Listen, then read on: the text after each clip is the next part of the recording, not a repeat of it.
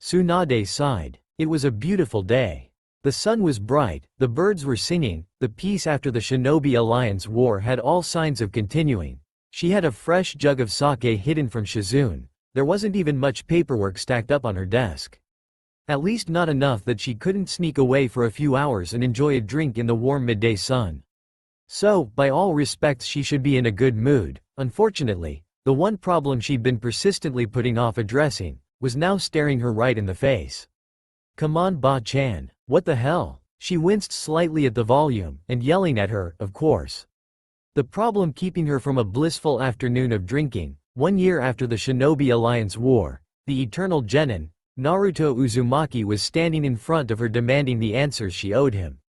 Part of her wanted to smack some sense into the brat and be done with it.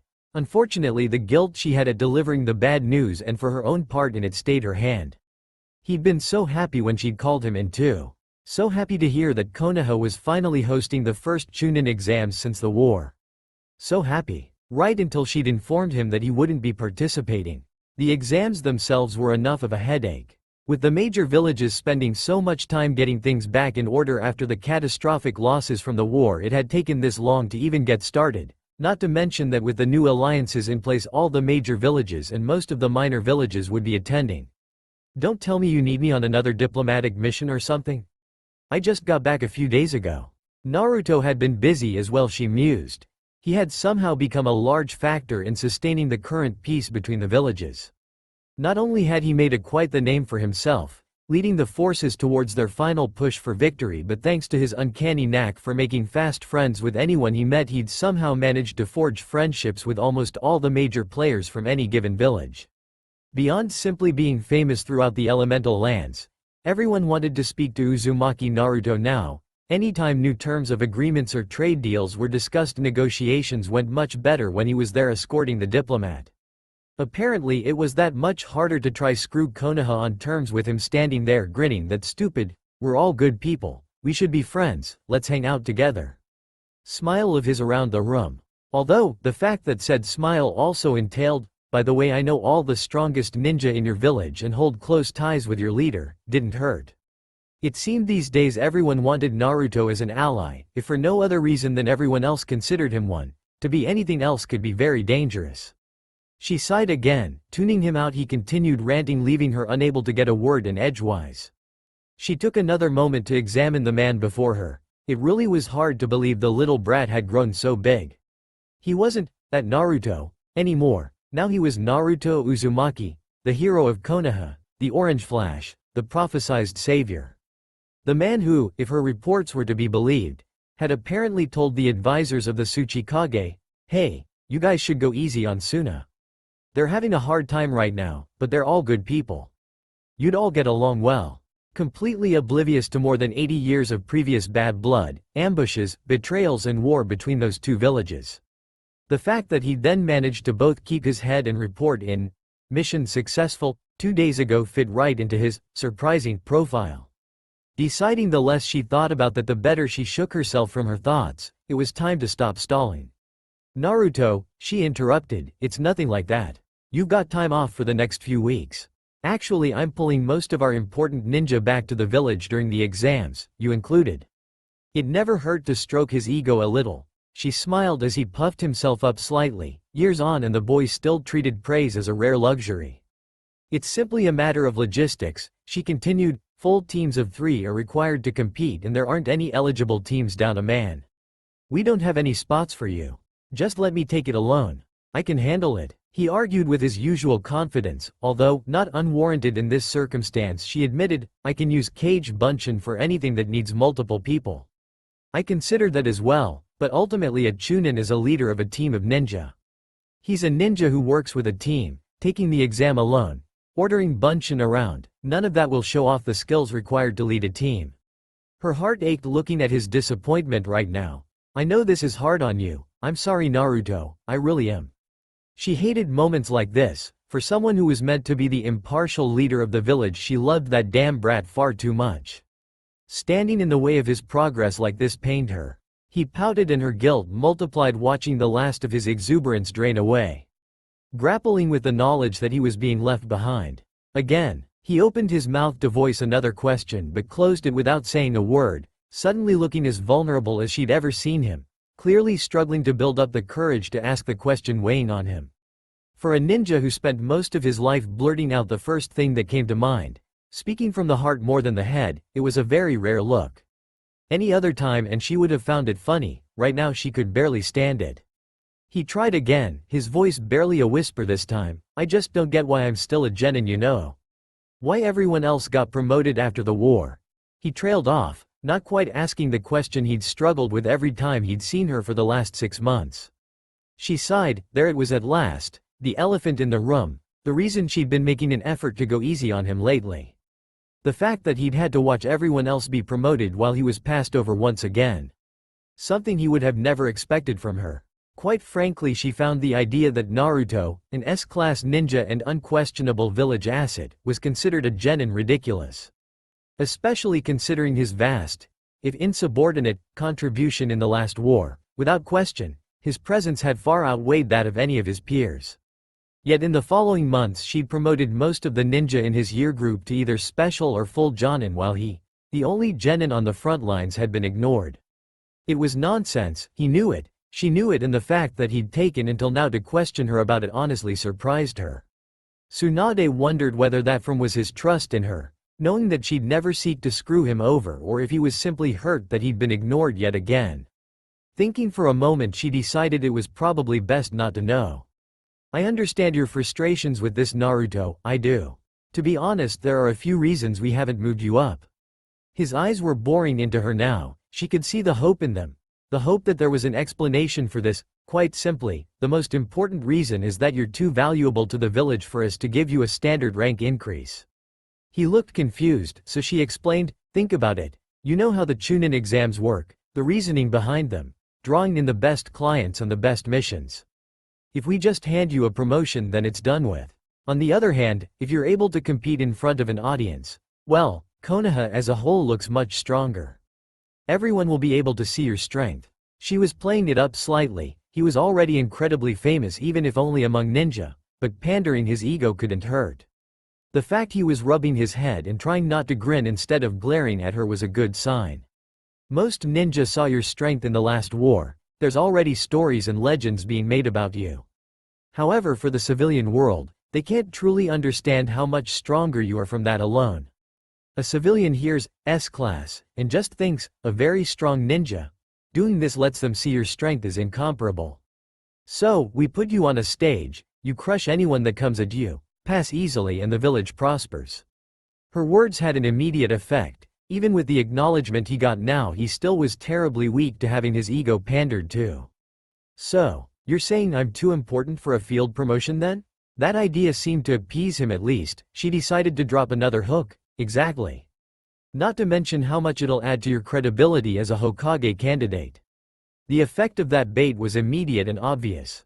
Tsunade smiled. This was going far better than she dared hope for. She was feeling less guilty already. She mentally kicked herself. They should have had this discussion months ago. Really, she thought, she should have known he'd take it well enough. This was Naruto she was dealing with. The brat was practically incapable of bearing anyone ill will.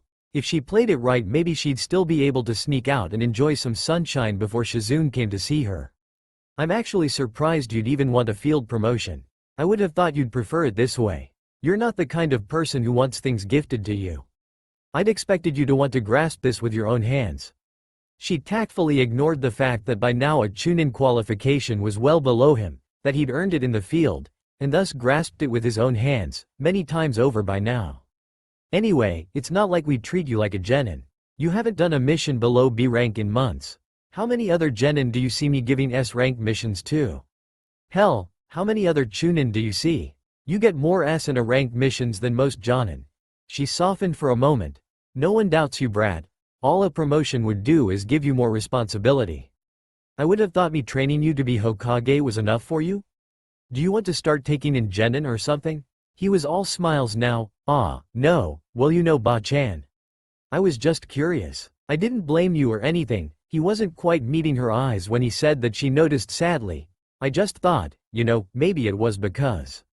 With the Kyubei in. Ah, anyway, So I'm too important to be promoted outside the exams? That's fine. I'll just take them and kick everyone's ass.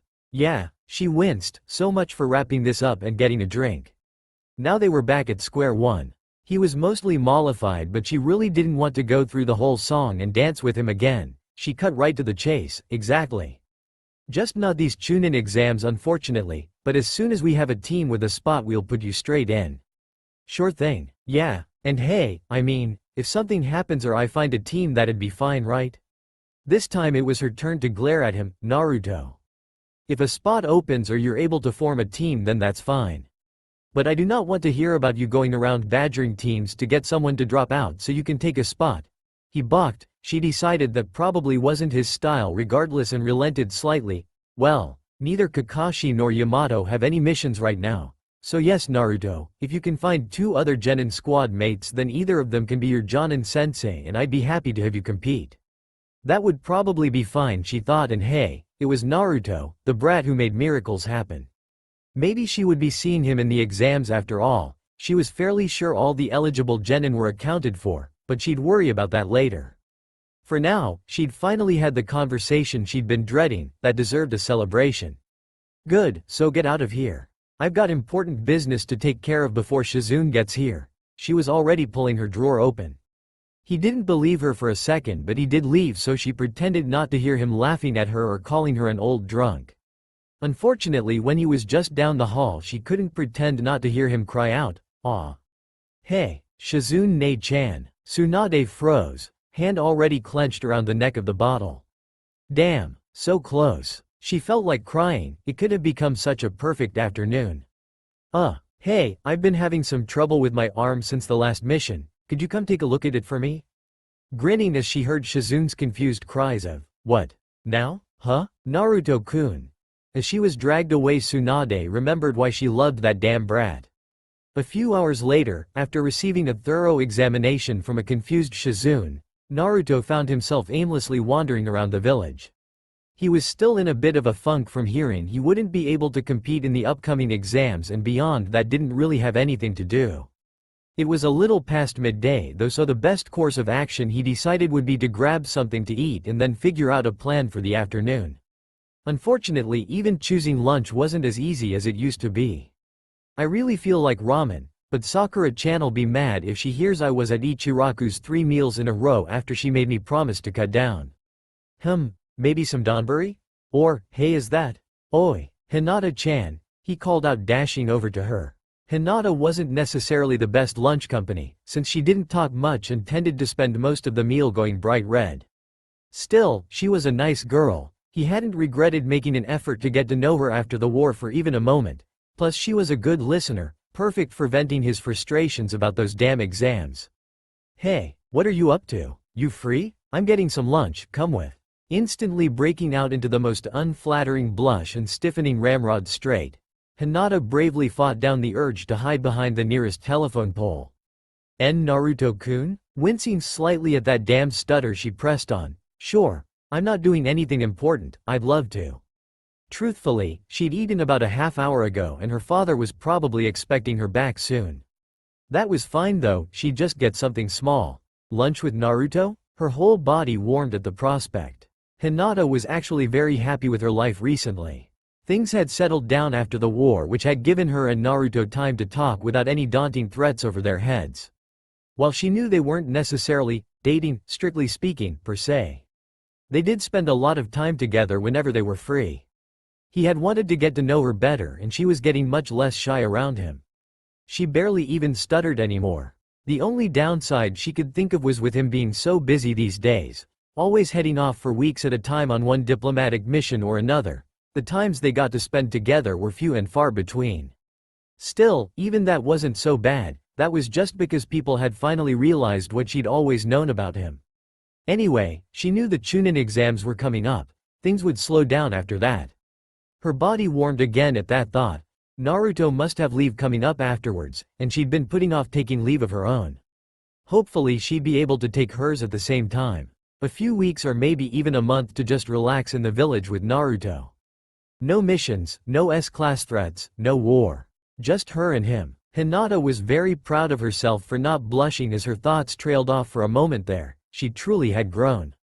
And so, just like she'd promised, Hinata walked side by side with the man she loved, making small talk while they ended up deciding on okonomiyaki. No way. You're gonna be proctoring the exams? For someone in the process of shoveling as much okonomiyaki in his mouth as possible, Naruto was surprisingly coherent. He knew it probably wasn't the most polite way to eat. Sakura-chan would get mad at him, but Hinata-chan never complained and she always seemed happy whenever she ate with him, so he enjoyed getting away with it. Well, I don't know if I'll actually get to. I'd like to. Hanabi-chan's going to be entering, it'll be her first time. I want to look out for her. He whistled. Wow, so Mini Hina's gonna be a Chunin. That's hard to believe, she's so tiny. She doesn't like it when you call her that, Naruto-kun. Hinata huffed, defending her sister. He just laughed and shoveled more food down. Hinata scolding him. Who would've thought? But yes, she's going to be attempting it. Well, she's a nice girl anyway, I like her. And, if she's anywhere near as strong as you were at that age, she'll pass first time for sure. His finger and chopsticks were raised to the ceiling to emphasize that last point.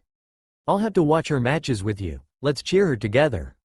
Showing just how much she'd improved, Hinata spent less than 10 seconds going bright red at the thought of sitting beside Naruto in the stands watching the matches. That would definitely, probably, most likely, count as a date. That didn't stop her from noticing the slight flaw in his plan though. But, Anyo, won't you be participating in those matches, Naruto-kun?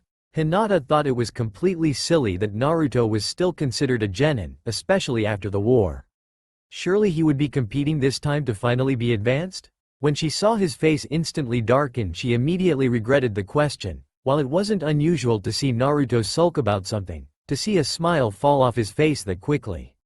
It was obviously a very sore subject.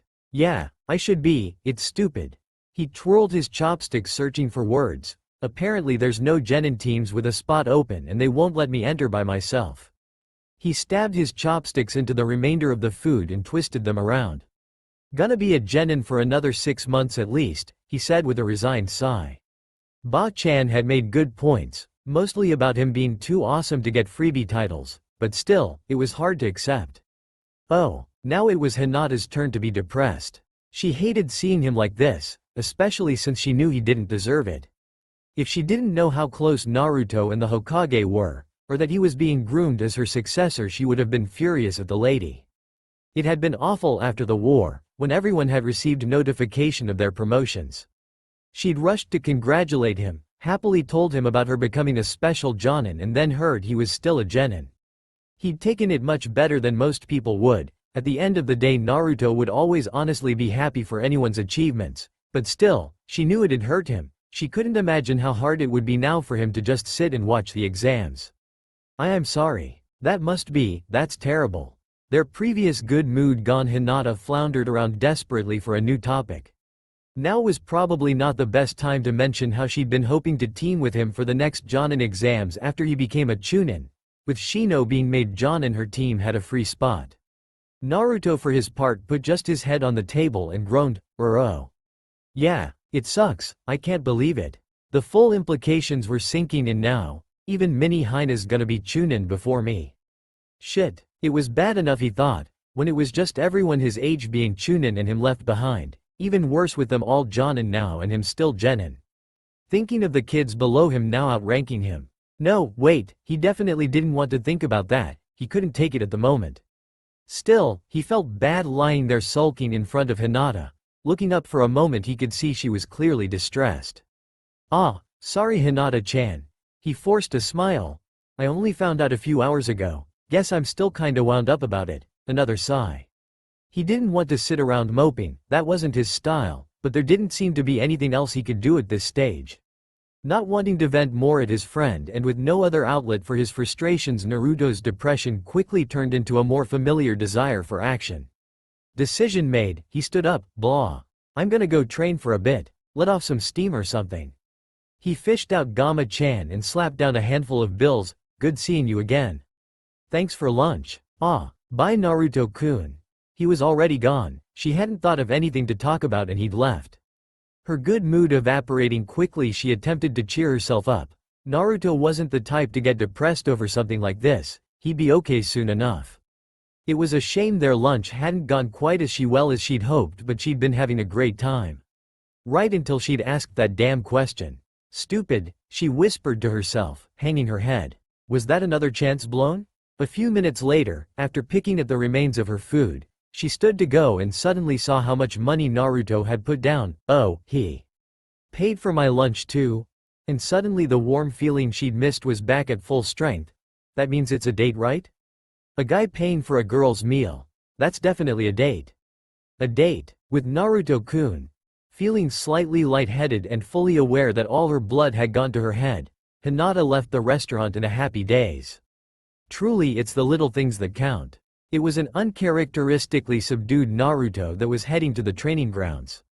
Typically, he had no problem celebrating the achievements of others. He was honestly happy whenever someone took a step closer to their dreams. He wanted to be the kind of Hokage that lead a village where anyone could achieve their dream. He even liked Mini Hina. She was a nice girl, she laughed at his jokes, she was polite, and she seemed to have an easier time talking to him than Hinata did. To be fair, part of him noted, Hinata was a lot better at talking to him nowadays. Still, damn it, still, thinking of her in a Chunin jacket. He'd be happy for her, of course, but still. God damn that old hag. Ugh. This sucks, he wanted to scream. He couldn't get the thought out of his mind now. Running his hands through his hair in frustration, he continued on. Hey, it's boss. So caught up in his thoughts he didn't even hear the shout. Yeah, training is definitely the right idea. I need to blow off some steam. I can try out that new Rasengan I've been thinking of. Blow up some rocks. Thoughts of destruction easing his mind slightly, he finally noticed yells coming behind him. Hey. Oi, boss. Don't ignore me, damn it. Bastard. Turning, he found himself instinctively dodging a jumping kick from his sometime student, said student's teammates trailing after. Huh? Oh, hey, sorry Konohamaru. Didn't see you guys there. What you up to? Finishing a mission? Konohamaru, like Naruto, typically had sunny disposition and far too much energy. Today, however, he was practically glowing with excitement. Something big was definitely up. Nope, we just got back from seeing Ebisu-sensei. We're finally entering the Chunin exams. It's gonna be great, boss. Suddenly pointing a finger directly at Naruto, he proudly challenged, this is it. Me and you as rivals for Chunin.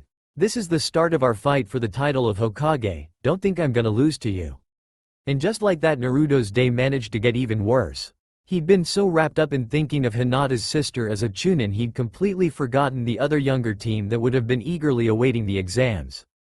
Konohamaru would be aiming for Chunin.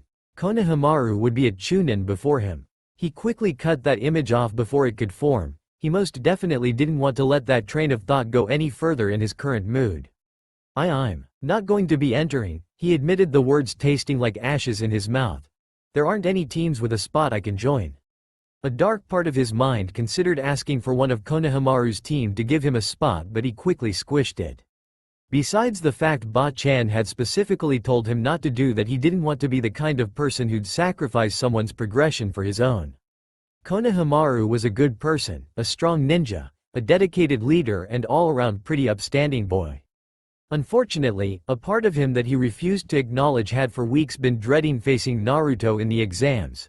Having drawn the obvious conclusion that Naruto would crush him, there simply was no denying the strength difference. Most of Konohamaru thought of Naruto like a big brother and was sympathetic towards his obvious frustrations with being held back from promotion once again. If there was no personal stake, he would have been angry on Naruto's behalf. Unfortunately, for the part that feared facing his boss, the news was a very welcome relief. Oh wow, you're not gonna be entering. He cheered aloud. Woo. We're gonna pass easy then. I'm way stronger than you were when you first entered. Part of Naruto's mind regarded that as rather unfair. Sure, Konohamaru was more powerful than he had been if you discounted Kurama. However, Kurama and the villagers' corresponding treatment of him was a significant factor in why Naruto wasn't as strong as he could have been heading into the exams. However, most of his mind simply reacted with anger and hurt pride. Hey, what are you saying, brat? Who taught you your best techniques? And Konohamaru, being in many ways similar to Naruto, reacted the same. So what? Where I learned them doesn't matter, I'm going to surpass you. At this point, Udon and Moegi, who'd been wisely trying to stay out of this exchange, decided to back up. This was not good, this was going to escalate. Naruto and Konohamaru's personalities were too similar. Their emotions would feed off each other and get out of control. I'm going to be Chunin for sure, then I'll be ranked above you. I'll be the boss. No way, no way, no way can a brat like you make Chunin ahead of me. Konohamaru realized he'd struck a weak point and proceeded to start strutting around, rubbing it in. I will. And then I'll be your squad leader on missions. I'll give you whatever order I feel like. He grinned evilly, already envisioning possible ways to abuse his power. Wah! Naruto was obviously able to envision the same things. Oh, and then I'll take the Jonin exams and you'll still be a genin. He smirked, going for the kill. Don't worry, I'll take you on as your Jonin sensei. Hey, you can start calling me Konohamaru sensei already.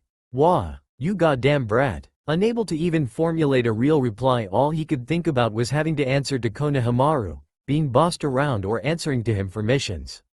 Naruto had worked hard for the respect he'd gained. The images dancing through his head hit his pride hard. Being passed over, being screwed around with, and now having it rubbed into his face, this was too much. This was way too much. He was quickly losing control of himself, his fists clenched so tight his palms were on the verge of bleeding. It would take a lot before Naruto would ever strike a comrade, however he was getting dangerously close to that point. Naruto, let's go. Luckily that was when Kurama weighed in, breaking Naruto off before he did something he'd regret. This isn't worth it. Getting control of himself again, Naruto stepped back, unclenching his hands. He let out a deep breath and turned away from Konohamaru. Sure, the kid was an annoying brat at times, but he was also a good friend. He'd feel terrible if he took this any farther. Yeah, thanks. For the millionth time he thanked the fact he'd been able to make peace with Kurama. For someone who treasured bonds as much as Naruto, having a best friend built right into your soul was very welcome. Plus the bastard fox did a pretty good job of keeping him in check at times like this. Still, he was far more frustrated now than after talking to Hinata. He knew the best plan was definitely to head to the training fields as soon as possible. He'd go wear himself out destroying things until he felt better, or at least was too tired to care. Avoiding looking at Konohamaru, he moved past him and started to walk away, managing to let go of his hurt pride enough to wish them farewell. Oi. Good luck with the exams, you kids. I'll be cheering you on, so don't take it lightly. While utterly failing at keeping the bitterness out of his tone, the sincerity in his words was clearly there. He disappeared over the nearest roof with a quick leap, leaving Konohamaru looking slightly abashed, avoiding Moegi and Udon's eyes as they glared at him. An hour later, Naruto was still tearing into a cliffside on one of the far training grounds, sweat pouring down his face as he created new forms of Rasengan on the fly, slamming them into the rocks. He was currently experimenting with creating a planetary Rasengan without using the Nine Tails chakra, mostly because it would require so much concentration he couldn't focus on anything but it. Unfortunately, he was failing completely. Feeling it fall apart as he charged, he quickly transitioned the remaining chakra into a standard Rasengan. Dashing forward, he slammed it into the rock, drilling a massive crater. All he could think of was Hanabi and Konohamaru parading in front of him, Chunin vests on, being slapped on the back by all their friends, while he stood back, the eternal genin. An S-rank ninja stuck at the beginning rank. What a fucking joke, he growled, losing control of his emotions. Instinctively creating a pair of cage bunshin, he dashed forward again, this time succeeding at crashing a partially stabilized planetary Rasengan into the wall, blowing the crater far deeper. Barely a fraction of the damage he'd get in Nine Tails mode, but he wasn't trying to bring down the cliff. I know I'd have no problems if I could just enter the exams, but I don't know any other genin teams. Leaving the rocks alone for the moment, he leapt back, this time creating 4 new clones and stabilizing a Rasenshuriken for almost 15 seconds. The resulting blast, when he did lose control, knocking him back and far across the clearing. Ow, ow, ow, uck. He winced, skimming along the ground. Yeah, I might have to leave that for Nine Tails mode. Could work well with an Uzumaki Renden though. He filed that away for future practice. His stamina finally depleted and at least some of his frustrations worked out. Naruto was content to just lie on the ground for a moment, feeling his wounds heal. His thoughts inevitably drifting back to the all too familiar topic. This be easier if I knew more genin. But everyone has already been promoted already. There's no one left like M. Wait.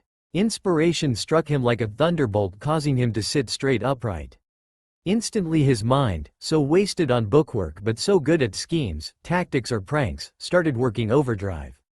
He thought hard, remembering a half-forgotten conversation, spotting a discrepancy, putting together a theory. He was off the ground now, pacing around as a plan started to come together, a grin slowly forming on his face, growing bigger by the second. No way, no way, it could work though. Oh man, Ba-chan would hate me though. That thought made his grin impossibly wide. HRMPH. You certainly never cease to come up with something unexpected. Ooh yeah, I'm gonna enter the Chunin exams. And with that, all his worries, his frustrations were washed away. Energy was coursing through him, his excitement unbound. He had a plan, an audacious, ridiculous and probably illogical plan. But Uzumaki Naruto had a plan and, as many great ninja had discovered to their peril. That was a very scary thing. Despite the excitement raging within him, a half-hour later Naruto was sitting calmly at the edge of Konoha territory, becoming completely still and focusing on letting the natural energy flow through him. For anyone who knew him when he was young, it may have seemed bizarre for such a hyperactive ninja to have managed to master sage techniques at a level beyond even Jiraiya the famed Toad Sage. Whether it was natural skill or part of his lineage from his mother's side, he never bothered to question. All he knew was that, even as excited as he was, he still gained a great sense of peace and wonder at switching to sage mode. Feeling yourself become one with nature, feeling the chakra of all the living beings around you, drawing the energy of the natural world into yourself and feeling it strengthen your own. Sage meditation always filled him with deep contentment. He spent a half-hour just meditating, collecting his thoughts and enjoying the peace he'd gained. Probably more than he needed, but he would want plenty of natural energy for the task ahead. Shifting out of the meditation, his standard personality took over once more. All right. Let's do this, he yelled, opening his biggest chakra reservoir. Shifting into his perfect nine-tails chakra form, his eyes gained a vertical fox-like slit through the horizontal bar of sage mode and chakra burst forth from him like a supernova. The entire village suddenly aware that something must be going on. Anyone even remotely chakra-sensitive practically bathing in the warm positive energy let off from Naruto's conversion of Nine-Tails' malevolent chakra into his own. Pumping as much chakra as possible into it, he quickly formed 3 Kage Bunshin, each mimicking his form, sage and nine-tailed modes combined. They stood in a semicircle around him, each wearing wide grins and radiating enough chakra to level a mountain range twice over. He appraised his clones briefly. Okay, that should be more than enough. Go for it, pointing off into the distance as he finished. You got it, boss. The first clone leapt away to the west at full speed, leaving little more than an orange flash as it zoomed into the distance. Damn straight. The second clone's voice trailed off as it quickly vanished into the east. Let's get wild. The final clone barely more than a blur heading north by the time the words left its mouth. Conversely, the real Naruto withdrew his energy, released sage mode and calmly walked back the way he'd come. It was of course against various regulations and rules to leave the village for any reason without explicit permission. To do so was to risk becoming a missing nin. Luckily he hadn't actually left the village. A Kage Bunshin ultimately was not him. So, off he went, hands behind his head and a large smirk on his face, as if he was about to pull off the greatest prank of his life. After that, life continued like normal. If anyone was paying attention, the only clue that something may be up was that he never seemed to create any Kage Bunshin. While normal for anyone else, it was an odd sign for someone like Naruto who'd practically made that his calling card. However, since he didn't have any missions, it was hardly cause for concern. The only one who even seemed to notice was the ever-watchful Kakashi. The first real sign that there might be something going on happened a week later at Ichiraku's. Naruto was happily eating his third bowl while his pink-haired teammate blushed at his praise after excitedly telling him about her latest achievement in the hospital.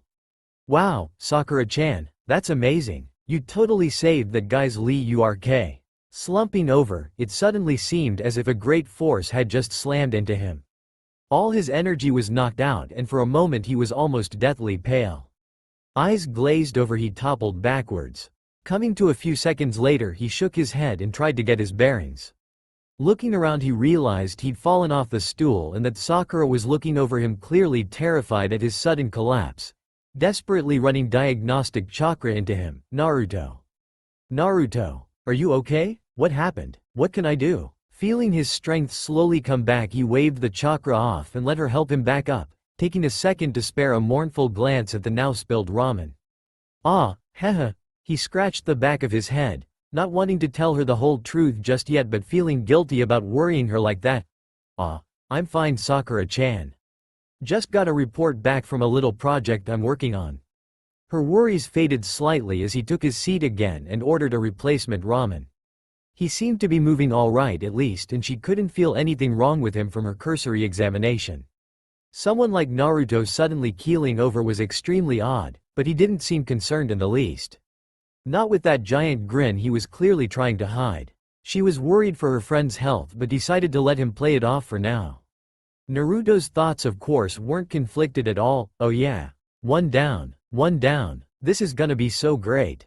It took considerable willpower on his behalf not to start dancing. A similar scene replayed itself 2 days later while he was training new taijutsu forms with Kakashi. Leaping back to avoid a snap kick suddenly his guard was non-existent and he was stumbling forward in a daze, receiving a vicious cross for his efforts. Shaking his head as the dizziness passed he found Kakashi looking down at him with an odd look. Having worked on the Rasenshuriken with Naruto it was pretty simple to deduce what had happened to knock the sails out of the typically energetic blonde. The question from there of course was why it had happened, although, judging from the devious smirk that Naruto seemed unable to bring under control he wasn't sure he wanted to know. Still, you don't become a Jonin without being at least somewhat curious. You're planning something aren't you? Something big. It was less a question than a statement. Ah, you know me too well Kakashi-sensei. It should be really surprising. Yeah, Kakashi decided he definitely didn't want to know. Just because he was probably paid enough to deal with it didn't mean he'd want to. Better to just stay out of whatever Naruto was planning than risk getting caught up in it. Well, I'll leave it at that then. Pulling out his book Kakashi hopped away, deciding it best to avoid Naruto until the other shoe dropped. His departure left Naruto lying there basking in the wonder of a plan that was all coming together. So far, so good Brad. I've got to admit, your plan is working out a lot smoother than even I expected. It's 'cause I'm a genius. No one else would think of something like this. Well, that last part is certainly true. TCH. He had backup plans of course, other options in case things didn't work out quite as well, but still, he really had hoped and it looked like he wouldn't be disappointed. Now he just had to wait for the final piece of news. As it turned out he didn't have to wait long, the final clone dispelling itself a few hours later. Unfortunately his timing continued to be poor, being in the middle of drinking with Shikamaru, Choji and Kiba at the time. The effects of the final clone's dispersal the most disorienting thus far. Ha ha ha, damn Naruto, you lightweight, didn't you say alcohol didn't affect you? He's not passed out is he? TCH, troublesome. Naruto, how many fingers am I holding up? Coming to on the floor of the bar he saw his 3 friends looking over him Choji worried, Shikamaru smirking and Kiba howling with laughter. That almost managed to wipe the massive grin off his face. Almost. Pushing Choji's offered hand aside he shakily made it back onto the bar stool, picked up his glass, slammed the rest of his beer back and turned to his friends. Time to spread the news. Yeah, laugh it up boys. More importantly, he paused for dramatic effect, hooking a thumb towards himself and fixing them with a triumphant glance. I'm entering the Chunin exams. Receiving 3 deadpan looks in return his smile didn't last long. Not quite the reaction he'd hoped for. That's cool Naruto, congrats, Choji tried to be enthusiastic for his friend. TCH, Shikamaru rolled his eyes and went back to his drink. He was happy Naruto would finally leave his genin title behind but seriously, the whole thing was way too troublesome. Taking an exam for a rank that far below you? What a waste of time. Dude, Kiba pointed to himself, Choji and Shikamaru, we're all Jonin. It's about time, you know? Really, all teasing aside, no one thought less of Naruto for his ridiculously inappropriate rank. Still, it was hard to get excited about your friend's dramatic reveal that he was taking a test everyone else had passed years ago. Naruto slumped back, clearly disappointed with the response. Seeing this, Kiba continued, seriously though, I'm glad. It was bullshit you not being able to enter. He paused for a moment to take a long pull from his own glass. You know, Mum was pissed when she heard you didn't get promoted after the war. She ended up yelling at a bunch of the council men. That perked Naruto up. He hadn't heard that. People had been fighting his case. He'd barely spoken a handful of words to Sume and she'd fought for him. Suddenly he felt really warm inside. My dad too. Choji chimed in, the whole Akamichi clan really. He said, it's shameful for us to ignore a friend who fought so bravely for all of us. Shikimaru added while knocking back the remainder of his glass. Narad too. Most of the clans support you actually. Even the Hyuga support you and they never openly support anyone. At that Naruto's jaw was left hanging open, stunned. He knew he was better respected now in the village and being considered the hero of the leaf, he supposed he should have known. But to hear outright that most of the clans supported him, everyone acknowledged him? The implications of that support for his path to Hokage were very clear. Absolutely dumbfounded at that, he had no clue what to say. Working on autopilot, he ended up just chuckling in embarrassment and scratching the back of his head. Smirking at the typical Naruto response, his friends turned back to their drinks. Kiba taking the initiative a few moments later asking, so, who's your team anyway? I thought you said there weren't any teams you could join? With that Naruto's triumphant smirk returned, haha, that's a secret. At the inquisitive glances from his friends he continued, all I'm gonna say is they're people no one ever expected to see at a Chunin exam. Now that was an interesting statement. All three of them puzzled over the meaning. Does he mean a team of genin washouts? Does he know anyone like that? Choji was confused. He's not drafting civilians into the ninja forces as genin as he. Kiba suddenly had to shake the image of Naruto fighting alongside Ayame the ramen lady. It was surprisingly easy to picture actually. TCH. A puzzle? Troublesome. Shikamaru decided to figure it out later. Seeing their confusion, Naruto's smirk was positively evil. Quarma's chuckling in the back of his head seemed to agree. Oh, there were fun times ahead for sure. The weeks passed and before anyone knew it, it was the day before the Chunin exams, a certain air of excitement passing around the village. The foreign contestants would be allowed passage into the village today. For anyone interested, it was a good time to head to the main gate and look at the various entrants. Considering it was the first Chunin exam since the war and thanks to the Global Peace Accord, the largest by far, the crowd at the gate, normally little more than a few punters hoping to eye out some potential good bets, was turning into quite an event by itself. Stalls had been set up and a significant portion of the village had turned up even if just to browse. The noise and chatter increased markedly as the first group came within sight of the village. It seemed the first group to be admitted in would be the genin from the hidden cloud. As they drew within sight, the gossip quickly turned from interest to surprise and shock. At the head of the contingent, leading the other Jonin sensei, was the famed Lord Jinchuriki, Killer Bee. As much for his status as the other remaining Jinchuriki as his actions in the war and his wild personality, Killer Bee was almost as famous as Naruto within the elemental countries these days. It was incredibly surprising to see someone like him coming at the start of the Chunin exams. Clearly he was here representing the Raikage himself. For him to make an appearance for the finals would be somewhat expected, but to come for the first day of the event was unprecedented. Most decided it further underlined just how important this first united Chunin exam was. Soon enough the Cloud Shinobi were passed through the gates and dispersed, the teams following their Jonin sensei to their assigned hotels throughout the village. B himself seemed to be left behind, taking in the sights, looking around. No one was sure what exactly he was looking for until a loud cry of, "Yo! B!" broke above the crowd's hubbub. Most turned to see the village's hero himself jumping down from a nearby building, beckoning B over with a giant smile on his face. It was quite a spectacle by itself. It was difficult not to notice the loud blonde at the best of times, but with Naruto's current popularity within the village, everyone wanted to follow his actions. The stories you'd hear about him were almost unbelievable. Still, although they were easily able to confirm the tales they'd heard of a strong friendship between the two Jinchuriki, the villagers near them had to confess they had absolutely no idea what they were up to. After what seemed like some kind of ceremonial fist bump, they started dancing around each other, making weird seals with their hands and talking in rhymes. That was odd, even for a ninja. The crowd's attention was drawn to the gate again a short time later as the next group came within sight. This time there was a palpable tension in the air. Watching a contingent of rock shinobi drawing close to the village was not a comfortable feeling for a lot of people. For the elder members it brought back terrible memories from the previous war, where the idea of rock shinobi sieging on the village was a constant fear. For the youngsters it was simply fear and tension passed down. Everyone knew about the animosity between Konoha and Iwa. Everyone except Naruto, it seemed, for no sooner had the rock shinobi been granted entrance than he was yelling out, "Hey! Kuro-chan!" and waving their leader over to him and the bright smile on his face fading only slightly at having to dodge a hurled stone in response to the nickname.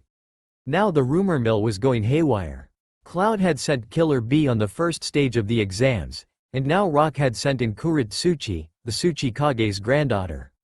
The person rumored to be next in line to succeed the title.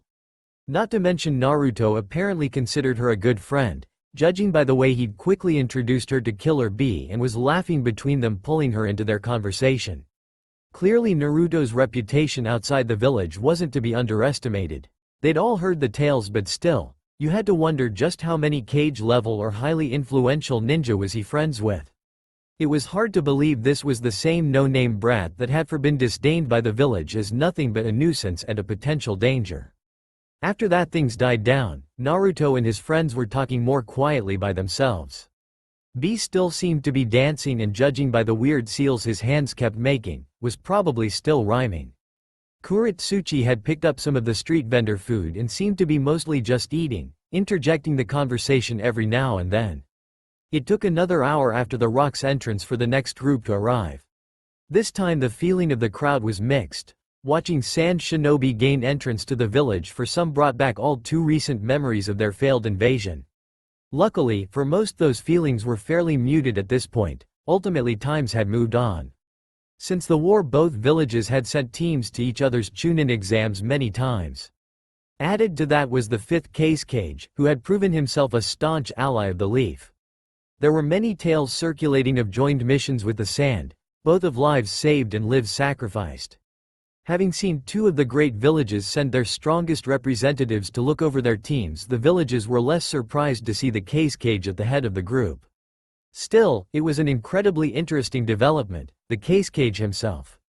On the first day of the exams, if it had been perhaps Baki, the unstoppable blade, or even Tamari, the wind's scythe, that would have been understandable, but Gaara the 5th Cage coming at the head of his genin squad.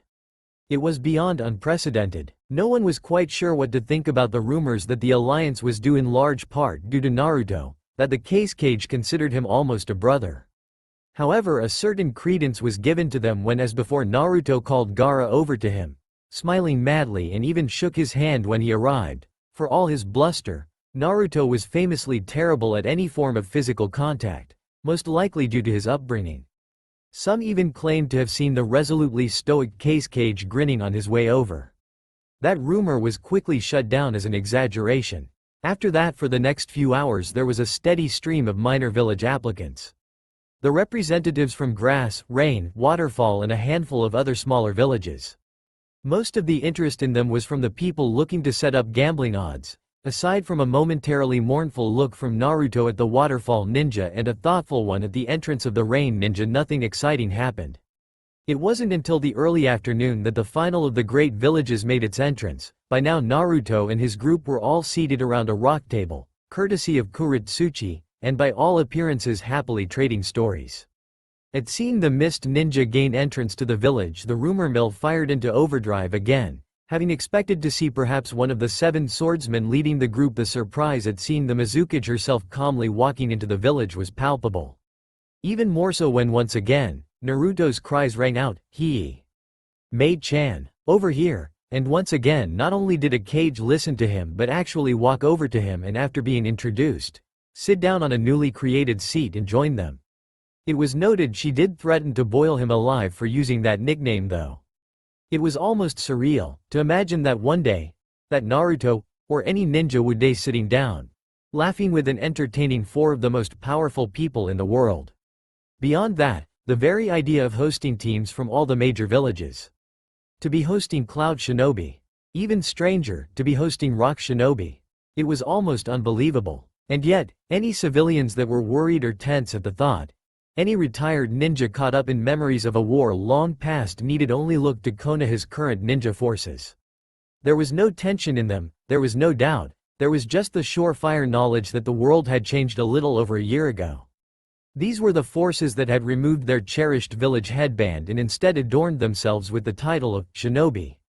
They had bled beside a rock ninja, they had screamed for help as a cloud kunoichi passed away in their arms, they had risked life and limb to come to the aid of an overwhelmed mist team.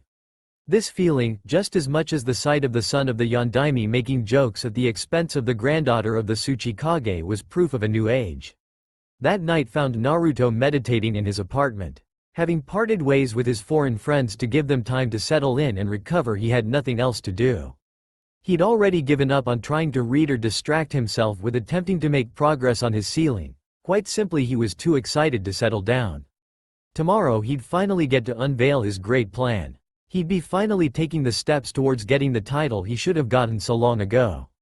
He'd been halfway tempted to head out to the training fields and just try exhaust himself a little.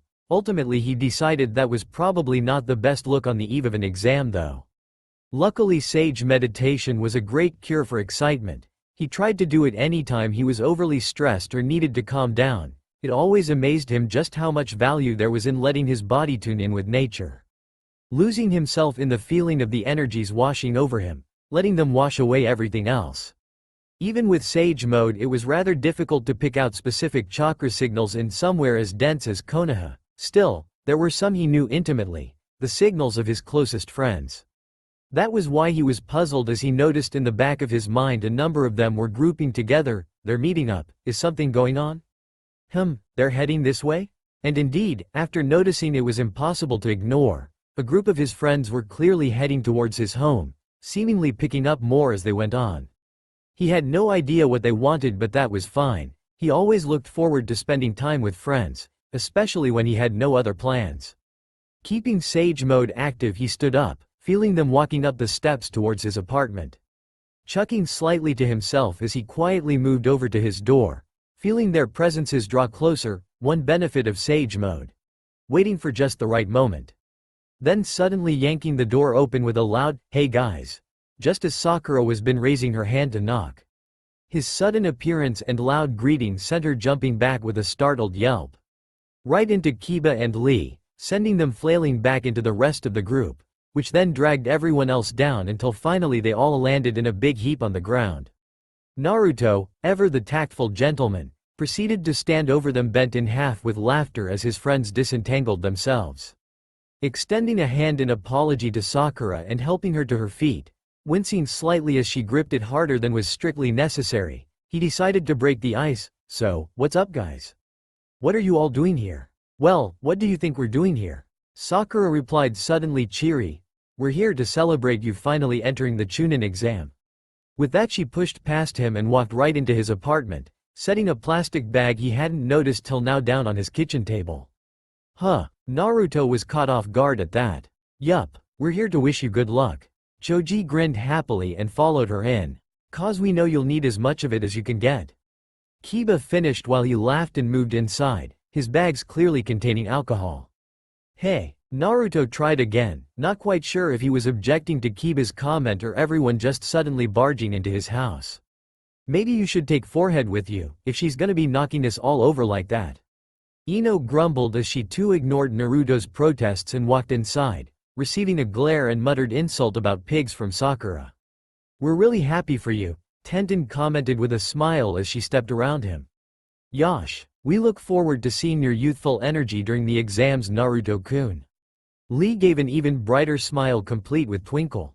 All the more impressive when you consider that the sun had already set. Shikamaru settled for a simple nod as he shuffled in. Shino appeared behind him with a typically impassive look. "We are all here to celebrate with you." "Why?" "Because you are a friend and we know you deserve this rank more than anyone." It was always a little hard to respond to Shino's way of speaking, so Naruto just nodded dumbly. This was much more than he had expected. Hinata had been hanging at the back with no idea what to say. You can't exactly thank someone for inviting you inside when you're forcing your presence on them after all. and was otherwise simply excited at the idea of being inside Naruto's place for the first time. Panicking slightly as she searched for a suitable greeting, Hinata suddenly had Naruto's full attention directed at her, which unfortunately put her on the spot and caused her to lose all vocabulary. She blushed and settled for simply giving him a bright smile and a small bow as she walked in and settled down with the rest of the group. Normally Hinata would have been berating herself for her weakness, she hadn't been unable to talk to Naruto in months. But right now, she was inside Naruto's apartment, in his living room, on his couch. She'd kick herself later. Right now she was just too happy. So the smile stayed on, even as she attempted to bring the embarrassing blush under control before Kiba started teasing her again. Naruto was unsure how to respond. They hadn't done anything like this for the last Chunin exam. Clearly his friends wanted to congratulate him and wish him luck. Having them all here like this, it was an amazing feeling. So, unable to control the grin now plastered on his face, he shut the door behind Hinata, set himself down into the living room with everyone else and started checking out what they'd brought with them. Sakura, it seemed, had taken up the position of leader, opening the bags they'd brought and distributing snacks and drinks throughout the room, handing out beer, wine or sake to those that wanted it, juice to those that didn't, and organizing a loud toast. As everyone started to get settled in, Sakura pulled Naruto aside and quietly explained, "Sai's out on a mission for the next few months or he'd be here too." He nodded, that made sense, having been wondering where that guy'd been.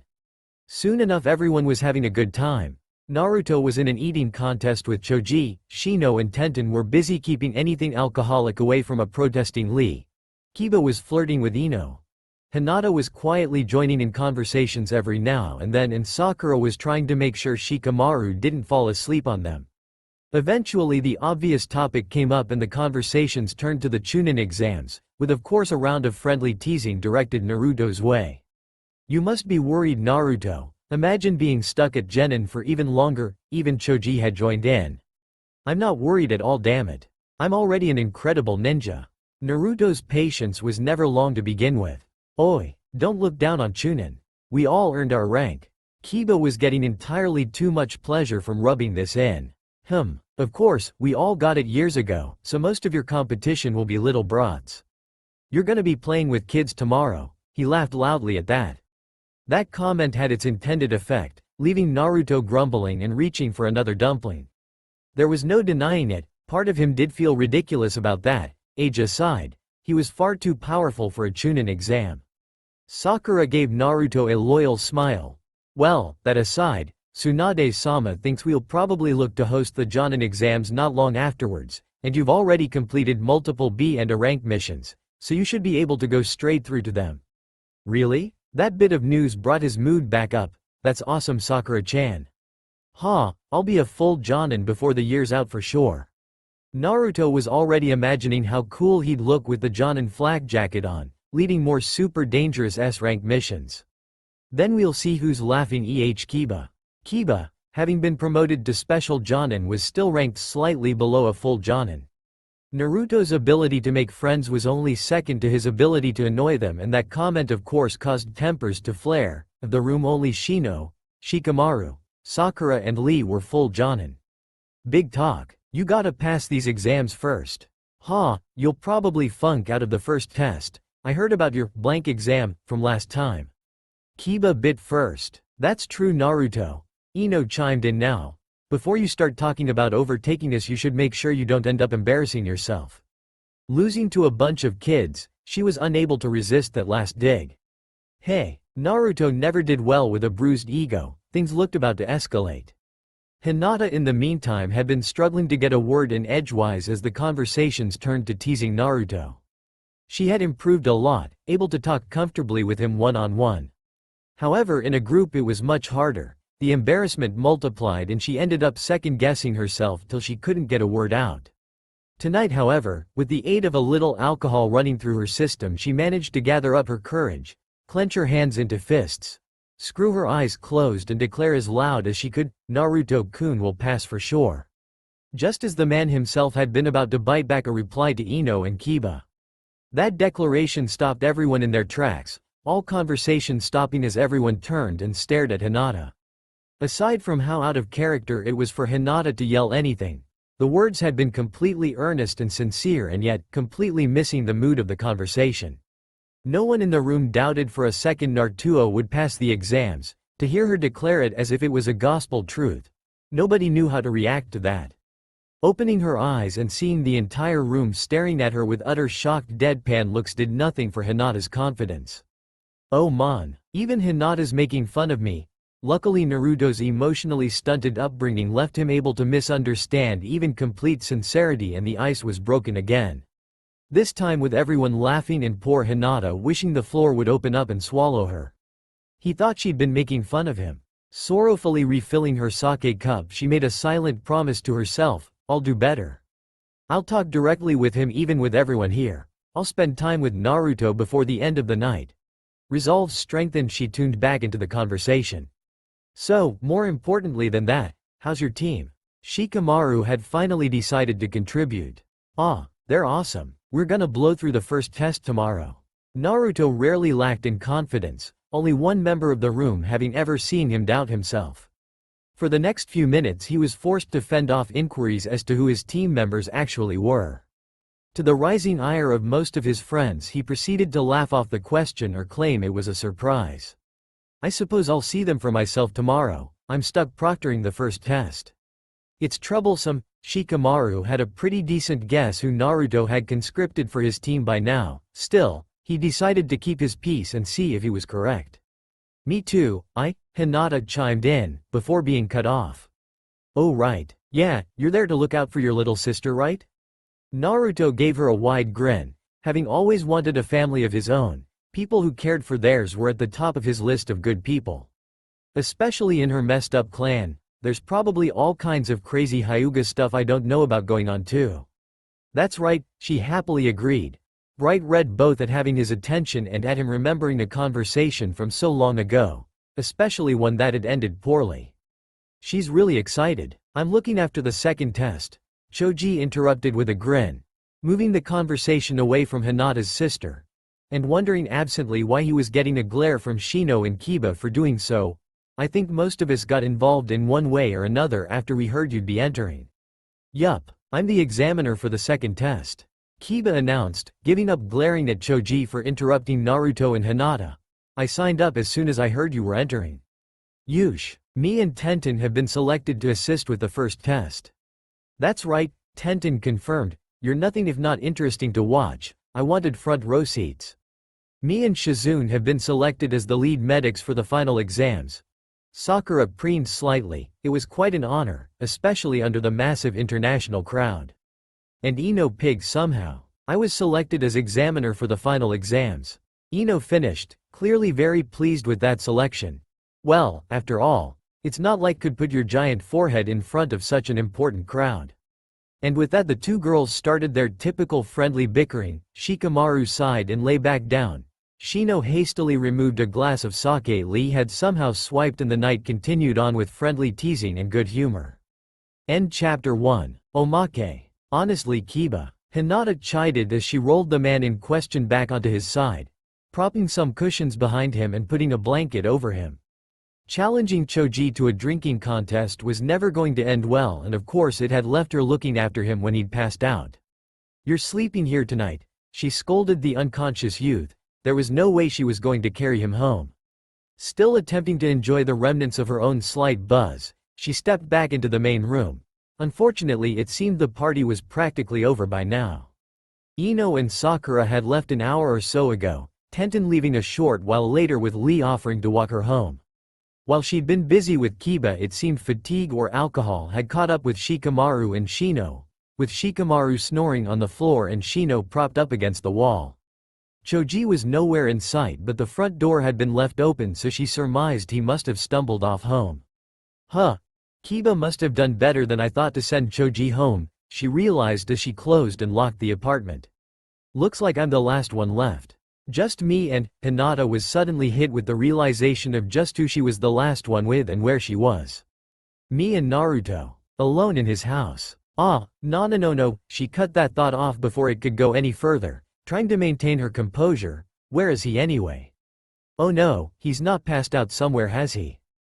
Moving silently through the small apartment, Lest she wake someone unnecessarily, she finally spotted the elusive blonde sitting in a corner nursing a glass of sake.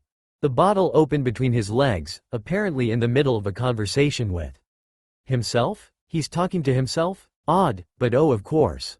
Talking to the Kyubey? She asked quietly as she sat as close to him as she dared. It was odd sometimes, she thought, thinking that Naruto had this whole other being inside him. Still, she was glad he'd made friends with it. Only Naruto-kun could turn the dreaded Kyubey, the nightmare of Konoha, into a trusted comrade, she thought, suppressing a giggle. Yeah. He paused for a second, looking slightly surprised. He said you should call him Kurama. He seemed amused by this. That's his name, he explained to her confused expression. Oh, I thought you said his name was important to him, that he rarely told it to anyone? He wants me to call him Kurama? Glad the alcohol running through her system was numbing her response, she felt more like laughing than anything else. The nine-tailed demon fox wanted her to be on a first-name basis with it. Yup. He was beaming at her now, clearly he considered this a great honor. He says he likes you. The nine-tailed demon fox liked her. She replied intelligently. He paused for a second again, then frowned. Well, he says, it's 'cause you almost set him free. Now that brought her back down to earth. She frowned, remembering that day. She'd fully intended to die then, to die without regret, doing anything she could to save the man she loved. The Kyubey had nothing to do with it. She'd never intended at all to release it, she hadn't even known about it then. Guessing her thoughts, Naruto broke her out of her reverie. Just ignore him. That's just him being a jerk. He rolled his eyes at that. No, seriously, it's 'cause you're you. He was looking directly at her now, slight smile on his face but an otherwise utterly serious expression. It was making her rather lightheaded, for the same reason he's friends with me now. You're like me, you work hard, you're strong, he respects that. It's 'cause of your nindo. She couldn't help but be cheered up by that, her nindo. The one she'd taken from the boy she admired and followed with all her strength. The one that had then brought him back from the depths of despair during the last war. Her nindo, their nindo, she suddenly felt incredibly warm, smiling back.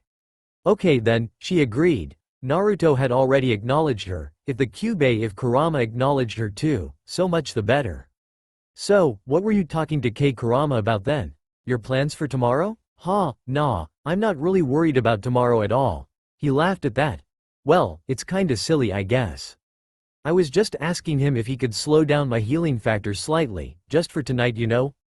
That was surprising, she had no idea why he'd want to do that. Seeing her puzzled look, she continued. It's just, I can't really get drunk. He indicated the now empty cup he'd been sipping on. I mean, I can get a bit of a buzz, but it all gets taken care of so fast. I mostly just drink because everyone else is. I've never been drunk, I was wondering what it was like. That made sense, she supposed. I can understand that. I've never been drunk either, not really. Tonight was probably the farthest she'd ever gone, being a little tipsy. Her reasons were different, of course. She didn't have a demon fox inside her, simply the pride of her clan, the thought of someone seeing her stumbling around drunk. Worse, her father seeing her stumbling around drunk. She shuddered. Naruto laughed again, pouring some more sake and handing her the cup. I can't even imagine you drunk. I bet it'd be funny though. He chuckled a bit more at that, clearly picturing what she'd be like. Similarly envisioning many terrible scenarios, anything from drunkenly draping herself all over Naruto to passing out in the courtyard of her family estate. Hinata quickly decided she had no plans to get drunk just yet. Still, she could feel the buzz slowly draining away, and it had been so much easier talking to Naruto in front of everyone tonight. So, while telling herself she was far too old to think about things like indirect kisses, she raised the cup he'd given her and took a sip. Anyway, yeah, he was just called me an idiot for even asking. He thinks the whole idea is ridiculous, so he doesn't want to talk about it. He snorted at that. Well, she demurred slightly. She could see where he was coming from, but still, it's not really good timing though, is it? Getting drunk for the first time the night before the Chunin exam? Yeah, I guess that's true enough. He conceded, clearly not giving up the idea though. I'll do it after the exam then, to celebrate. She nodded, finishing the cup and handing it back. That seemed fair enough. Celebrations would be expected after the exams. They stayed like that for the next few hours, trading stories or talking about trivial matters, slowly sipping on the remaining sake, her maintaining a slight buzz and him mostly just enjoying the flavor. It was a comfortable feeling. They moved closer together, shoulder to shoulder, their conversations getting lower and more muted as drowsiness caught up with them. Hinata, smiling contentedly, her entire body warm and fuzzy with joy, finally gave up and fell asleep, slumping sideways and passing out on Naruto's shoulder. Naruto followed suit not long after. Of course, everyone shifts in their sleep. Later the next day, after recovering from the shock, Hinata was unable to decide if waking up to find her head in Naruto's lap had been the most mortifying experience of her life, or the most amazing. Needless to say, she'd spent the rest of the morning bright red and struggling to speak. Thank God I was the first to wake up. Sakura was bored. Standing around in the examination building watching the exam hopefuls start arriving was a rather dull experience. As a show of status, all the proctors had been asked to attend. Technically she could avoid it since she was one of the head medics and not a proctor. Still, she was curious to get a look at Naruto's team. To think Naruto was able to keep something like that a secret for this long. I hope he hasn't done anything too stupid. Speak of the devil, Naruto had just arrived. Finally able to sat her curiosity, Sakura looked around expectantly. Huh? He's by himself? He's not gonna use Kage Bunshin, is he? Is that allowed? She giggled at that thought. It'd be just like Naruto to do something like that. I really hope he can finally become Chunin. Whatever he's planned, I hope it works. He didn't seem worried at least, so she contented herself to just looking around the room. Maybe the surprise is yet to come, she thought, idly monitoring the other genin. Spotting trouble off to her left, she spent a few minutes separating an Iwa and AIM team that had been exchanging heated words. They had all been given strict instructions to head off any hostilities before the exams this time around. Moving back over to where Naruto had been, she was surprised to see he was now making animated conversation with both the Mizukage and the Kage. Odd for them to be here. They don't seem to be talking to their genin. Surprised by that, she suddenly realized they must have both come just to talk to Naruto. She smiled softly at the sight. Two cages seeking you out, Naruto? You're truly living up to your boasts, aren't you? Unsurprisingly, it seemed most of the other participants were now looking at the same scene. Hey, I suppose it's not every day you see two cages and a living legend this close. Taking a closer look herself, she noticed that neither cage was wearing the traditional robes of office. Both were in their standard uniform. They must hate those stuffy robes as much as Master does, not to mention how hard Shizune has to work to get her to wear that hat. She suppressed a laugh at that. It seemed all the cages were cut from similar cloth. On the other hand, if Naruto ever achieved his goal, he'd probably never take either the robes or hat off. Envisioning Naruto in the public baths with the Hokage's hat still on his head, she stifled another laugh. She really did hope he'd become Hokage, if for no other reason than the fact there'd never be another Hokage like him. Shaken from her thoughts by a sudden yell, she saw the imposing form of Killer Bee making his way over to Naruto's group, flashing those weird hand seals he always made before bumping fists with Naruto and loudly declaring, Hey, looks like the team's all here. Let's go make everyone else shake with fear. Wah, team? Wait, that statement caught everyone's attention. The whole room suddenly went dead silent, all eyes on the group. Naruto, two cages and the Eight Tails Jinchuriki. Talking about being a team. Numb with shock and acting purely on instinct, Sakura elbowed her way through the growing crowd till she was standing in front of the group. Naruto. What is this? You can't. This is your team. She had no idea what was going on but knew it was going to be bad. Sakura-chan. Naruto's jubilant explanation was interrupted as the Mizukage stepped forward. Ah, the Hokage's apprentice, correct? Mei offered a slight nod of her head in respect. Sakura had made an impressive name for herself in the medical tents during the last war. Sweeping her hand over her team, Mei announced loudly, Allow me to introduce my wonderful genin. Ebisu strode forward, voicing the question on everyone's mind. Wait. You're their Jonin-sensei? Their genin. Sakura absently noted Ebisu was the instructor for the first exam. His concern was justified. But of course, Mei had a predatory look in her eyes now, sizing up the man addressing her. Even a cage retains their old rank. They petitioned me to lead them as a Jonin-sensei of the Shinobi Alliance, and so here we are. She inclined her head towards Gaara, Sabaku no Gaara, genin of Suna. Killer B. Genin of Kumo. She waved a hand lazily towards B. And of course I'm sure you all know Uzumaki Naruto, Genin of Konoha. This time gesturing to the blonde standing beside her. Naruto just sat there with a massive grin on his face, looking like he'd just pulled off the con of the century. As their sensei, their paperwork was naturally processed in Kiri. Now, I believe the exam is starting soon, so, she turned and addressed her team directly, don't let me down. Without even waiting for a response, Maid turned and sashayed out of the building. Naruto laughed loudly, obviously enjoying the whole spectacle before leading his team through the shell-shocked crowd into where the first task briefing was to begin. Barely even acknowledging Naruto's, "See you later, Sakura-chan." Sakura just stood there mutely beside an equally dumbfounded Ebisu. He's done something incredibly stupid. The rest of the room seemed to be reacting just as badly, shocked whispers and surprised anger quickly traveling across the participants. One poor girl's panicked shriek seemed to sum up the general feeling. Why are 3S class ninja taking the Chunin exam? Flashback. In the mountains near Kumo. Bouncing from rock to rock, Naruto raced along the barren cliffside, feeling the last remnants of the Nine Tails chakra leave him. Stumbling slightly as he depowered, he knew he wouldn't have long left. All he had to rely on now was his sage chakra and his own reserves, neither of which would last long over such a distance. Being so far from the main body taxed his clone's reserves at an incredible rate. Still, it wouldn't be long now. He was close to his destination, very close. Having traveled here multiple times in the past on diplomatic missions using Sage Mode to extend his senses and pinpoint the exact location of Kumo was child's play. And so a little over an hour later, a bright orange blur jumped over the village walls, raced along the rooftops, sprinted up the side of a nearby cliff, and with a loud yell flipped through a window right into the Raikage's throne room. Yo, Raikage Jichan, wa urk. As it turns out, running straight into the head office of a cage unannounced at high speed wasn't the smartest possible move. Almost as soon as they detected his presence, he was surrounded by Cloud Anbu and dodging the reflexive strike from the Raikage himself.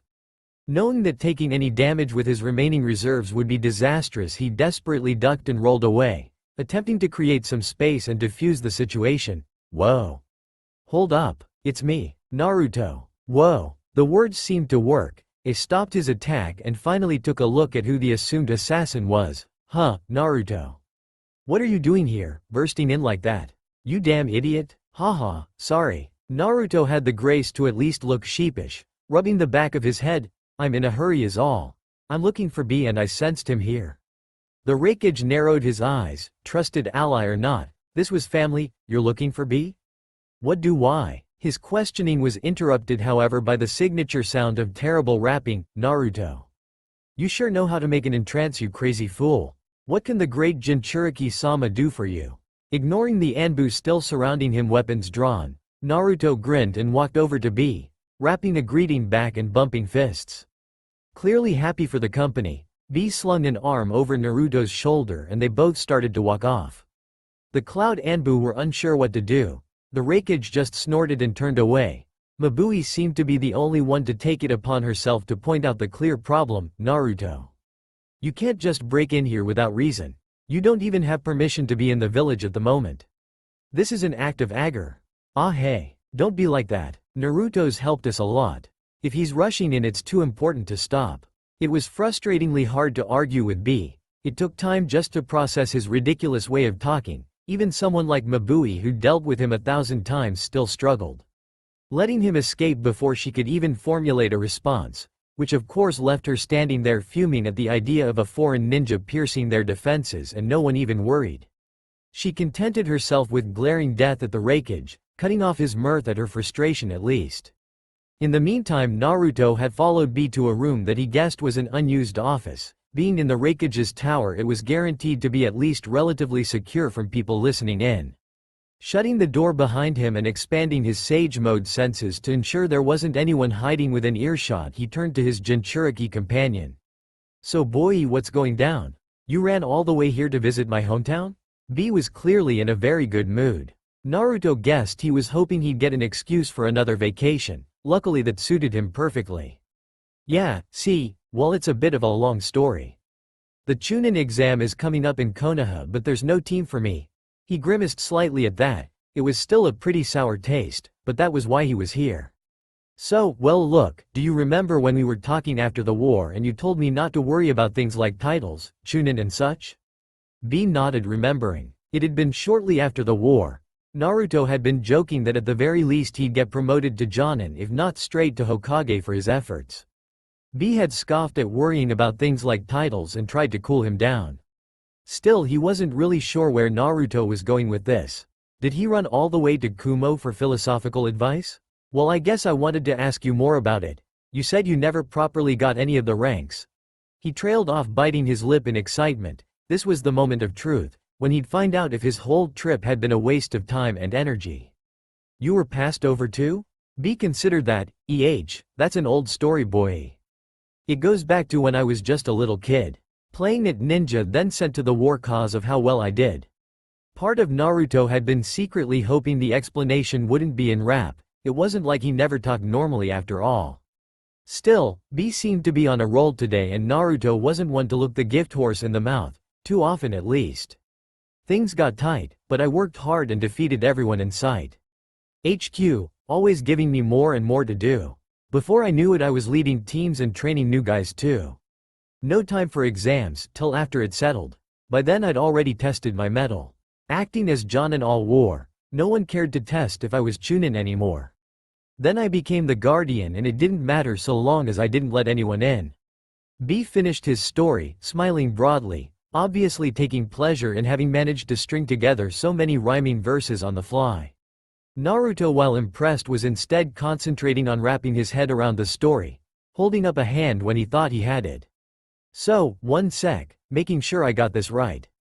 You were a genin during the war, and then you guys were too busy with fighting and such to bother with official promotions, and afterwards you'd been acting as a jonin for so long everyone just forgot they hadn't made it official? Yo, that's exactly right. My story, like my life, is tight. Naruto ignored that part. Well, that's similar to me, sorta. So, like I said, the Chunin exams are coming up and there are no teams in Konoha that I can join.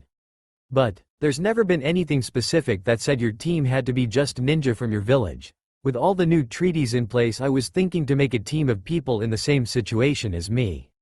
We won't be Konoha or Kumo or whatever, we'll just be shinobi, like in the war. He paused for a second, gauging B's reaction. He seemed completely bemused, not sure if Naruto was seriously asking what he thought he was asking. Naruto went for the kill. So come join my team. You'll get a holiday in Konoha. He remembered B being willing to fake his own death for a vacation before. Surely that couldn't help but sweeten the deal. And we can finally become Chunin together. B just stared at Naruto. The suggestion was completely ridiculous. Go to Konoha to become a Chunin. He hadn't even thought about taking the Chunin exams in over a decade. It was so far behind him it was laughable. But hell, it was funny, shit. It's hilarious, he realized. Before he knew it, he was picturing just how insane it was. Him and Naruto, two S-class ninja competing with a bunch of genin. Thinking for a second, he realized that knowing Naruto, the final member, would be just as crazy. He burst out laughing. Even Yuki seemed to be on board for it. This was a once-in-a-lifetime chance. Hell yeah, little Kyubey. Let's go show them the might of a Jinchuriki. After a few minutes of cheering for joy and a few more of rapping and planning with B, they finalized their preparations. Deciding to enjoy himself while he was here, he spent another hour just hanging out with B until he started running dangerously low on chakra and released the jutsu to deliver the good news. Flashback end. Flashback. Heading east, along the Kiri Sea. Skimming as quickly as possible along the water, Naruto regretted his hasty departure for the 1000th time. He'd arrived in Port City in record time but had quickly found that the next boat for Uzu and Kiri wouldn't be for another few days. At the time the decision had been so simple: I'm a ninja, I don't need a boat. I'll just run all the way. Yeah, great plan, he thought bitterly.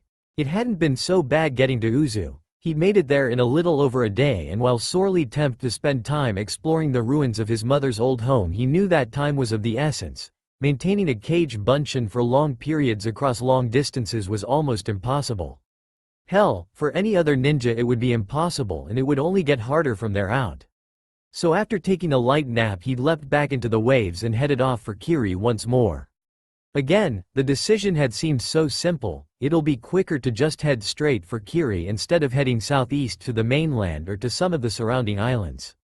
As a cage bunchen time was of the essence, the faster option was clearly the best. Groaning to himself, he wished for the 1000th time he'd thought that decision out. The problem, of course, was that while running along the sea was trivial to someone like him, sleeping on the sea was not. It was possible, probably, but he had no practice at it and it would take too much of his reserves to even try, leaving him with no option than to stay awake the entire journey. So here he was, blasting along the water at top speed, making great time, but absolutely dead on his feet, with no idea how many days it had been since he'd last rested. Still, he consoled himself, at least he should be there soon, so long as I haven't missed it completely. As he'd been discovering the last few days, it was very hard to navigate without landmarks. He'd been taught to use the stars and the moon in the academy, but he hadn't really been listening.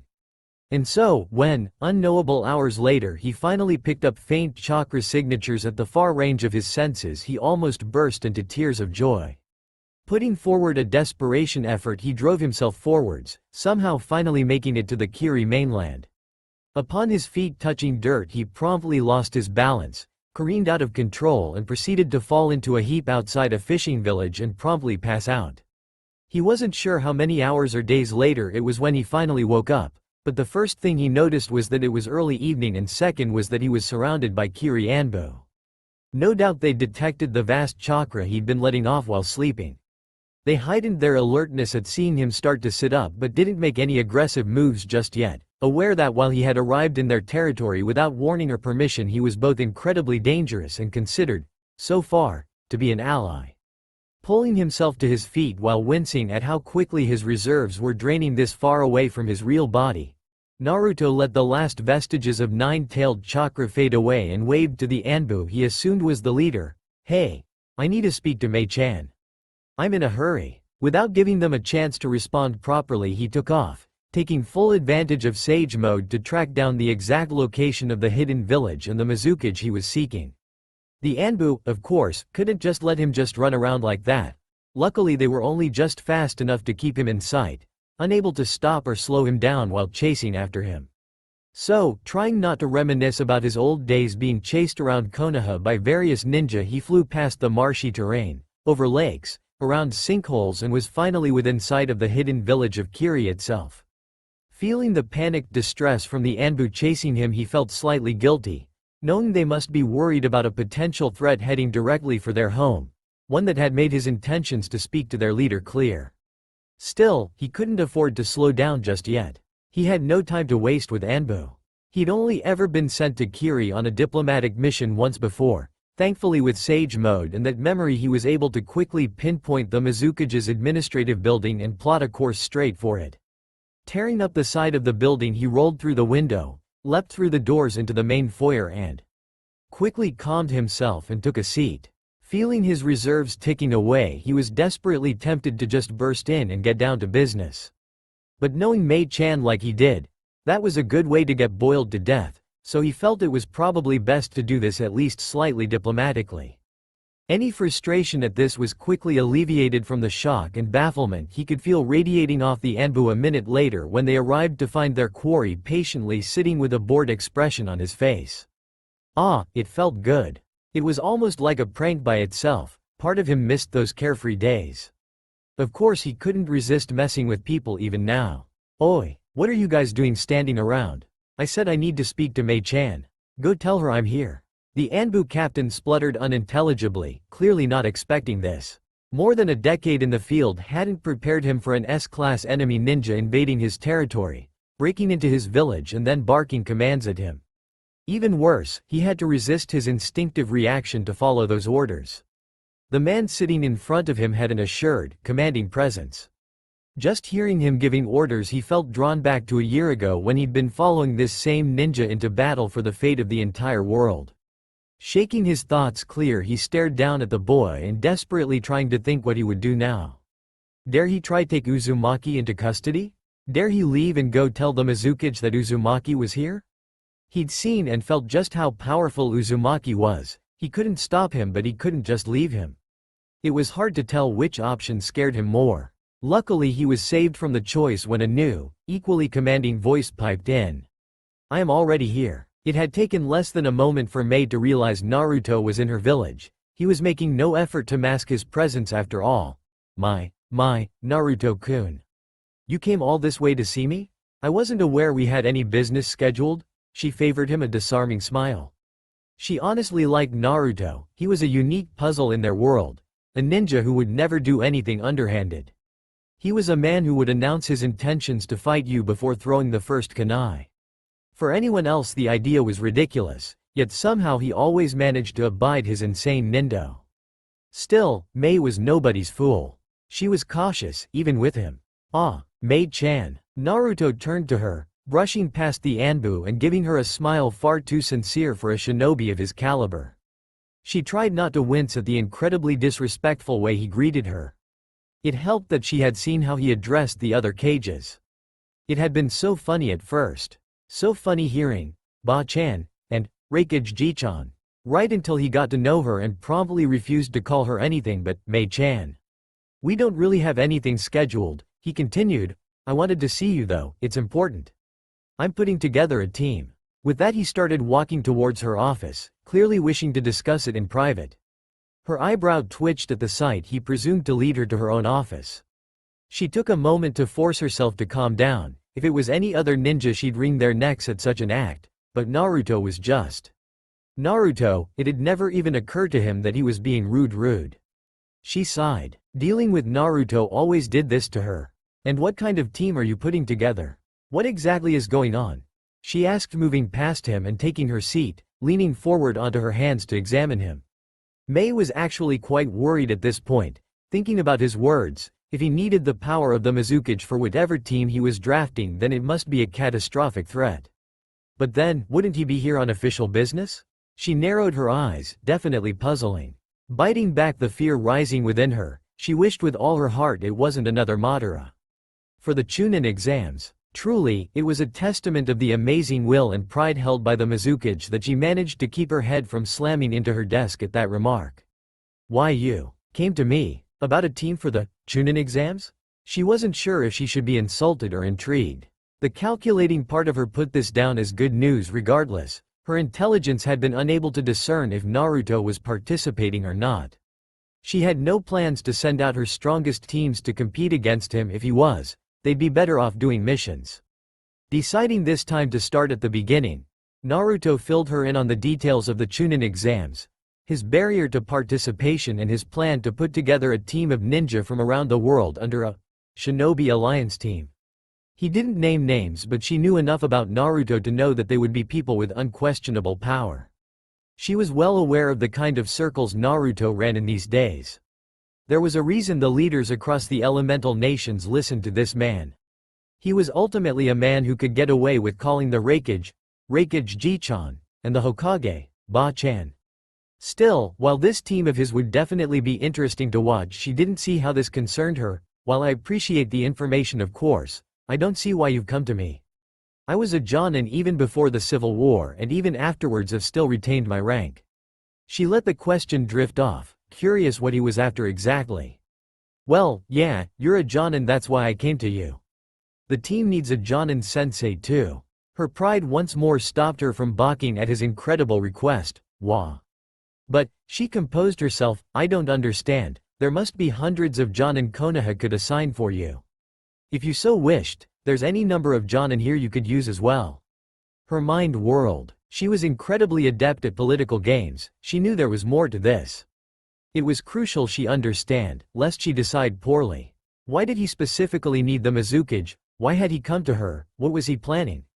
Hundreds of possibilities were quickly inspected and discarded. She couldn't make heads or tails of it. She needed more information.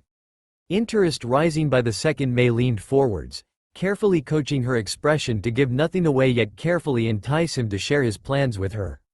He looked away and scratched the back of his head nervously, making no attempt to hide his embarrassment at his reason being caught out so easily.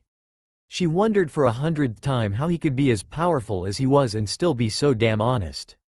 Ah, well, YZ. I didn't want to get someone from Konoha because I wanted it to be a proper, he made an expansive gesture with his hands, worldwide squad. She nodded her acceptance to that. It made sense, but it didn't answer her other question. And well, hey, I don't really know anyone else in Kiri, he admitted. Even the great pride and will of the Mizukake couldn't stand up to that. Slapping her hands onto her face, she groaned. Yeah, that sounded about right. He had no plan. There was no ulterior motive. He didn't specifically need the Mizukage. He'd come to her because he thought of her as a friend. This was why it was frustrating to deal with Naruto. Even more so as a master of playing in the proper game of subtle politics. Everyone was meant to have an agenda, every statement a triple meaning and every agreement a trap. Naruto was so damnably straightforward it made him impossible to predict. How do you predict an honest man? She had no clue. The kind of man who would come to the leader of one of the most powerful nations in the world and ask her to join his Chunin exam team. For no other reason than because he liked her. She groaned again. Utterly unpredictable. Still, she couldn't help but appreciate his honest affection for her. She always enjoyed still being appreciated by a man. Not to mention his prestige and the fact he was looking more and more like his father every year. If he was only a few years older. She quickly dispelled that notion, not risking that thought getting any further. The last thing she wanted to do today was lament her continuing status as a single woman. Not getting a response from her, Naruto barreled on. Well, it doesn't have to be you. You know, I could ask Kuro-chan over in Iwa instead. I just thought you might want to tell everyone that this amazing team was reporting directly to the Mizukage. His obvious attempts at manipulation finished with his trademark cheeky grin. That's not a bad idea really, she admitted, surprised there actually was merit in his suggestion. His team would no doubt be ridiculous. More than that though, his team's participation made it pointless to send more than a token group of genin, just the ones that needed the experience. There wouldn't be any big clients won for Kiri by Naruto's team stomping everyone. But if she was the Jonin sensei of that team, if the super team was commanded by Kiri itself, now that would look good. Plus, she thought to herself, it'd be fun just to tweak the Hokage's nose. Naruto's actions had made it clear this was going to be a surprise for her. How annoyed would she be seeing her best prospect giving credit to another village? Plus it's been so long since I've been to the Land of Fire. She looked mournfully at the mounds of paperwork scattered all over her office. It's a good excuse for a vacation. I've always wanted to tour their hot springs. And I've never tried traditional Fireland's sake. Realizing she just talked herself into it, she didn't hold back her laughter. The whole situation was ridiculous. Everything about this plan was ridiculous. There was no way she could turn this down. Very well. I shall be your Jonin sensei. I'll process your paperwork here in Kiri myself and we'll keep the details of your participation under wraps until the day of the event. However, now she sharpened her gaze, pinning him and his joyful expression to his seat. I expect an exceptional performance from you and your team. You're representing Kiri as well. I will not tolerate failure. Point made. She halted her glare, smiled to him and reached her hand over the desk. You accept, of course? He grabbed it and shook instantly. Yeah. We're a team. Mei laughed lightly as he danced around the room, marveling again at how insane it was that someone like Naruto existed. The very idea of celebrating a successful negotiation visibly was foreign to her. A simple sigh or smile could tell anyone who cared to look far too much about your plans. He thanked her one last time and then to her great shock disappeared in a cloud of smoke. She stared across her desk, dumbfounded. She'd been dealing with a Cage Bunshin this entire time. She hadn't even noticed. Where is he? How far did he send that clone? She sighed. Utterly unpredictable. Flashback end. Flashback. Somewhere in the Suna desert. The final clone had comparatively little trouble. He'd visited Suna many times so he was comfortable with the route there. He made good time zipping over the dunes and was somewhat familiar with the location of rest stops or oases he could take a break in and recovers from the heat. It was still far slower than if he had someone from Suna to guide him through the sandstorms or shifting sands, but he made pretty good time. It also helped that of all the cages outside Konohagara was the most familiar with Naruto's antics. So, when Naruto in full nine-tailed mode sped right past the gate guards, scaled the side of the cage's tower and flipped through a window right into the middle of the meeting he was having with one of his Chunin team's Gaara-only side. After being sent out and scolded by an irritated Tamari about diplomatic relations and why running into a foreign village without any authorization beyond "everyone knows me though" is considered rude, He sat patiently for an hour and a half while Gaara cleared time in his schedule for him. Finally, standing in front of his friend, Naruto launched into his explanation of the situation and why he'd come. I see. Gaara was a man of few words. Naruto nodded. Yeah, and well, I asked around a bit and no one remembered you going to any Chunin exams after.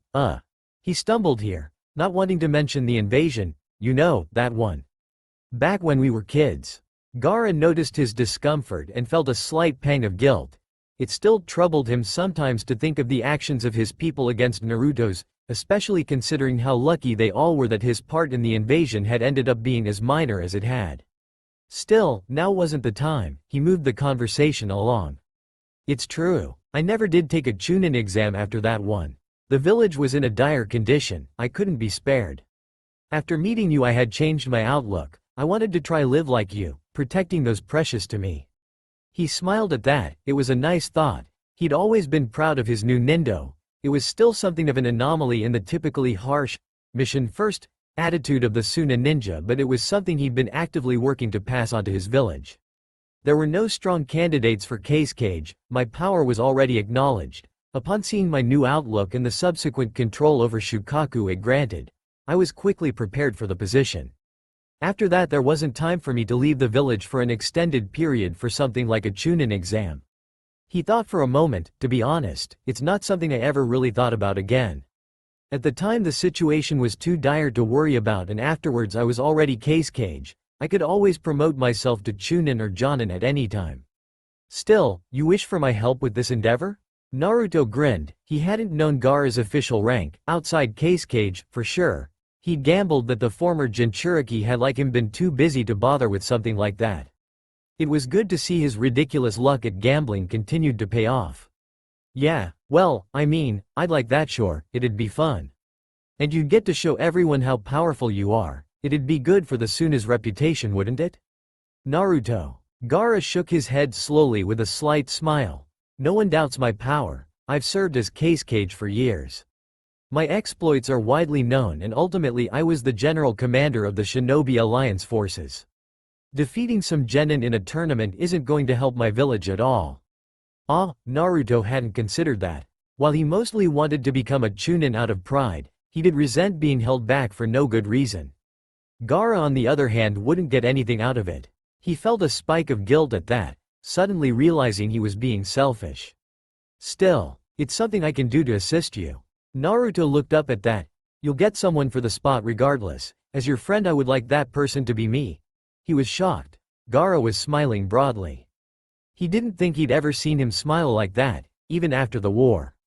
Had he been practicing? Just as Naruto was grinning back, Gaara continued, after all, I owe you a lot. Something like this is nothing. That brought him back down. No, you don't. We're friends, you don't owe me a thing. He definitely didn't want Gaara doing this for him out of some kind of obligation. Gaara was amused. A debt from one of the most powerful leaders in the world just thrown out like it was nothing. Well, in that case I would like to join you for this for no reason other than to assist my friend. He looked shifty for a second, eyeing the massive stacks of paperwork all around the room. I could use a break regardless. Perhaps I'll leave Kankuro in charge of the village while I'm out. And with that the remaining tension was broken, Naruto laughing loudly, imagining Kankuro's face when he was told that. He would defiantly not be happy. He spent a little more time discussing the details with Gaara. When everything was sorted he was invited out to dinner and spent the next few hours catching up with all three of the Sand siblings. Waving goodbye later that night he dismissed himself with a broad smile on his face. Mission successful. Flashback end. Finally breaking through the crowd, Naruto smirked at the shocked whispers going on all around them. The assembled genin struggling to grapple with the fact they'd be competing with him, Gaara and B. Finding the correct room for the first exam briefing they walked through an open set of double doors, down a short hallway and ended up in a massive amphitheater. Judging from the amount of teams already inside and those still mute with shock outside he supposed he shouldn't have been surprised by the size of it. Still, it did really hit home now just how many teams there would be participating. B let out an impressed whistle. Gaara did some quick estimations. There must be at least 200 teams participating this year, perhaps as many as 300. It seems it will be quite the event. Surrounded by a sea of unknown faces, Naruto managed to retrain his instinctive desire to show off and announce his presence. Everyone would find out about him soon enough without him needing to do anything. Instead, they found an empty section and made small talk over the next few minutes, waiting for the rest of the genin to filter in and the announcement to begin. Noticing the lack of desks, pens and paper, Naruto was privately very happy. It didn't seem like they'd be dealing with an exam, thankfully. Regardless of how much stronger he was now, he still wasn't hopeful about his chances in a paper test. After enjoying 10 minutes of B trying to teach Gaara how to wrap, the doors to the room suddenly slammed closed. A smoke bomb going off on the main stage quickly drew everyone's attention as it dissipated to reveal Ebisu and a large number of Chunin or Jonin from around the village, assumedly the proctors. Wasting no time, Ebisu stepped forward and yelled for silence before beginning his introduction. "Hello all. Welcome to the Chunin exams." His authoritative tone of voice suggested this wasn't a time to cheer, this will be a short announcement. Now, first off, in case there's anyone with any team members still outside the room. You failed. All members were required to be inside by the time limit. Following instructions is the simplest part of being a Chunin. There was a few murmurs through the crowd at that, but it didn't seem to have affected anyone Naruto could see. He did laugh a little at the thought of Kakashi failing for such a dumb reason though.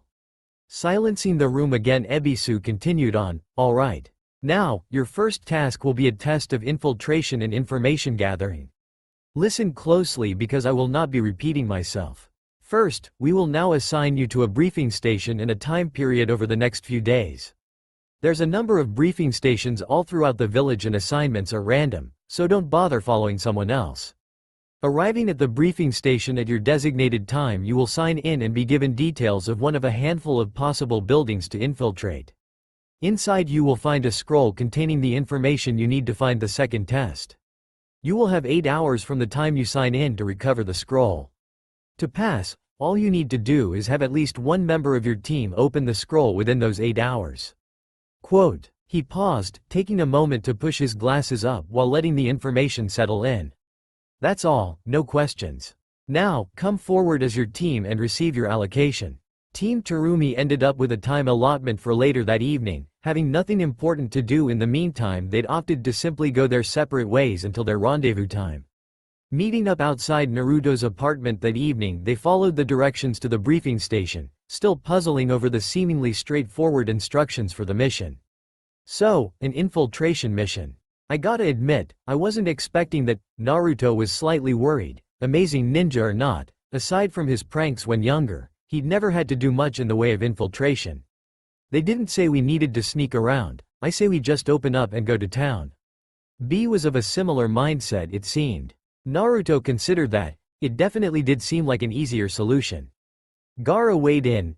It seems likely they will have posted guards, probably Chunin or Jonin level, to assess our stealth and stop us, he thought for a moment. However, unlike the other teams, such guards will be unable to stop us. That was a pleasant surprise. Naruto grinned. B's suggestion of just throwing overpowered ninjutsu at the problem had appealed directly to his nature. He would never have expected Gaara, the rational member of the group, to embrace it. Unfortunately, just as he was thinking through how he'd go about slamming a Rasengan into the side of whatever building they were using, he realized the problem.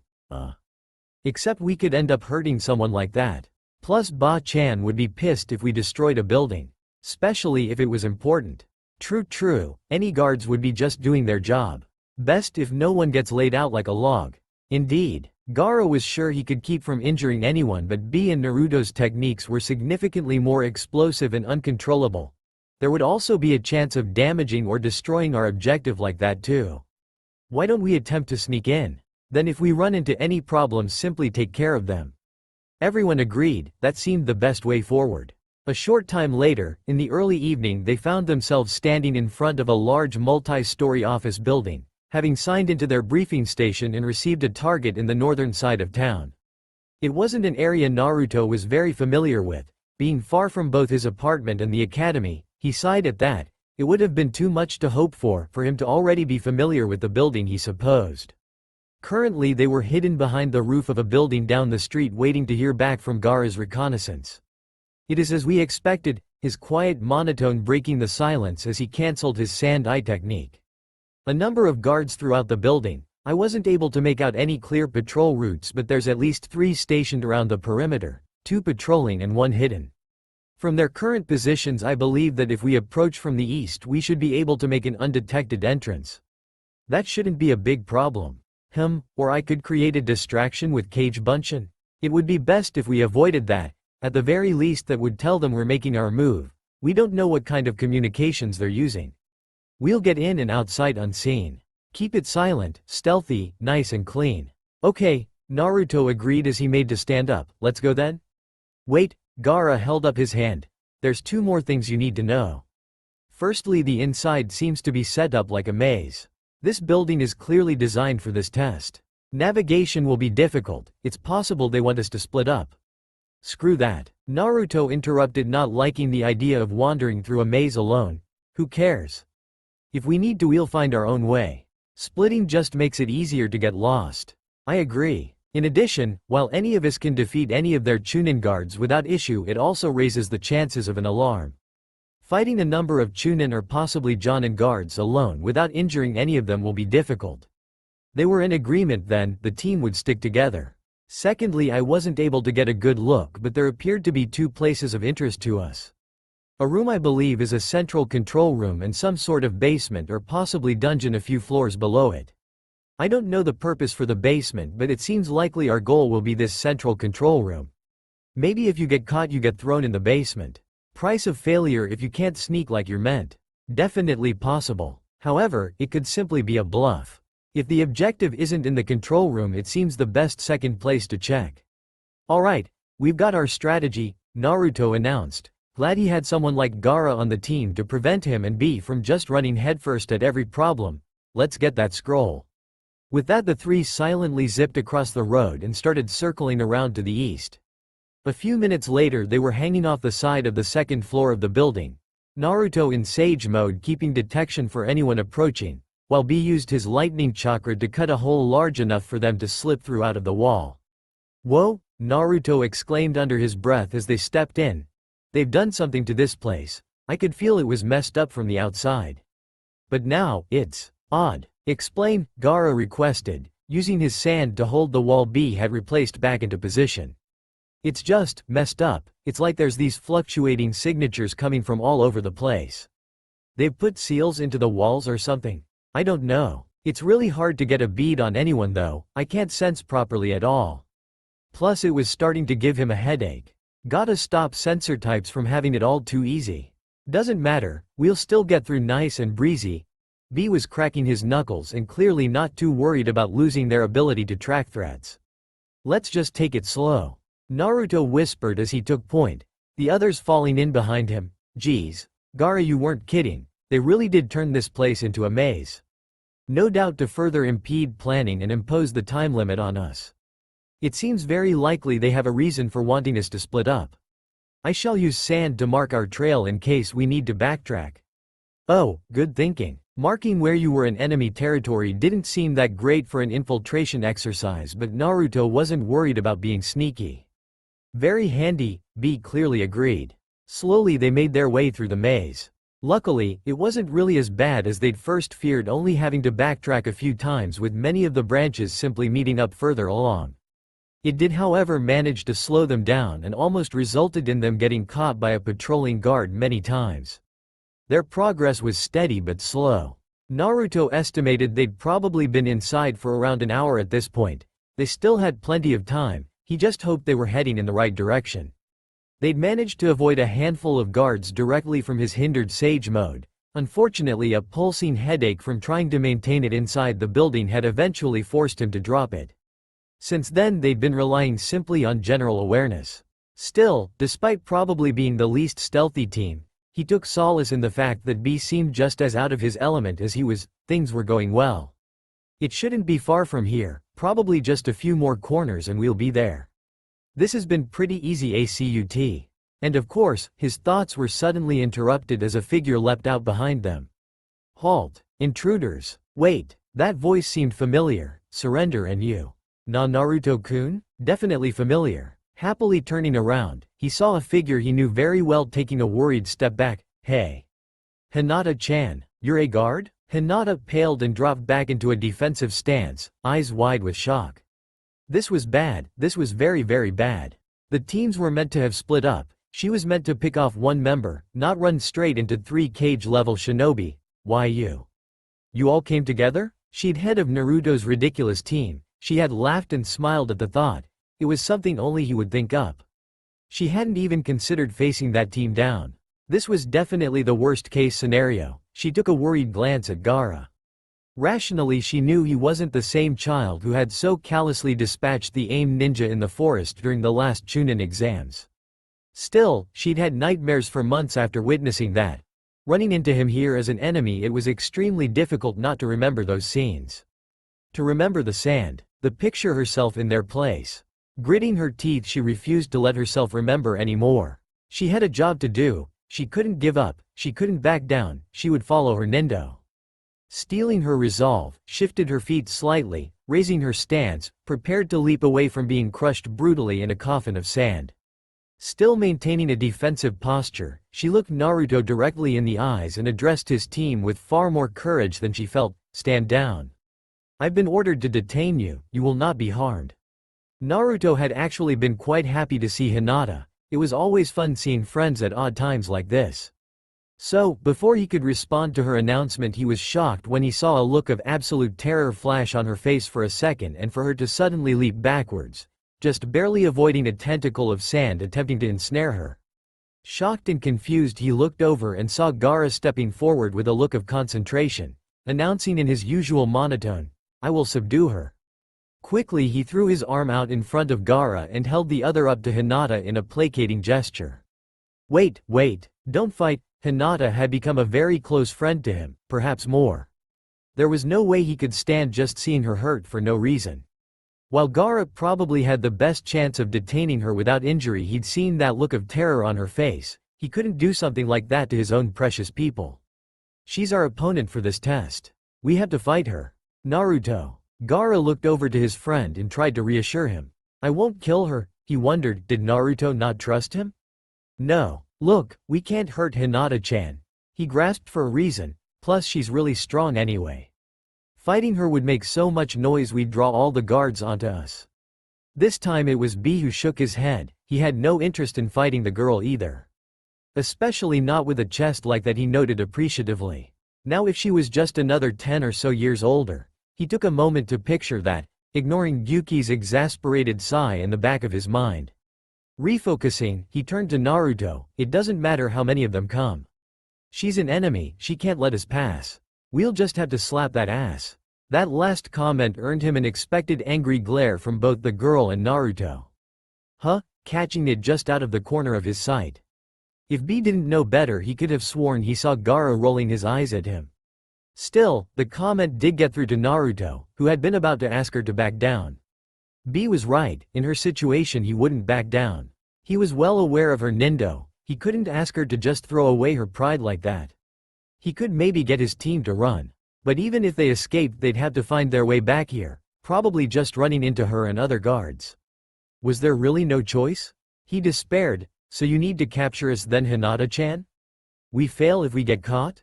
She stopped for a second at that, considering, no, she knew she probably wasn't meant to tell them this. The only way you fail is if the time limit runs out. I am meant to detain you and take you to our holding cells in the basement, giving away information to your enemies so easily. She felt ashamed. It was a terrible habit in a ninja, but she could never ignore questions from Naruto. He brightened, well that's fine, that got everyone's attention, we surrender then. That statement left Naruto standing hands on hips, beaming his usual, isn't this great, everything worked out? Smile while everyone else just stared at him dumbfounded. She detains us, we get taken to the dungeon, and then we just bust out and finish. No one gets hurt, no problems. Gaara considered this, it was definitely a unique solution. It was also probably the dumbest possible solution to their problem.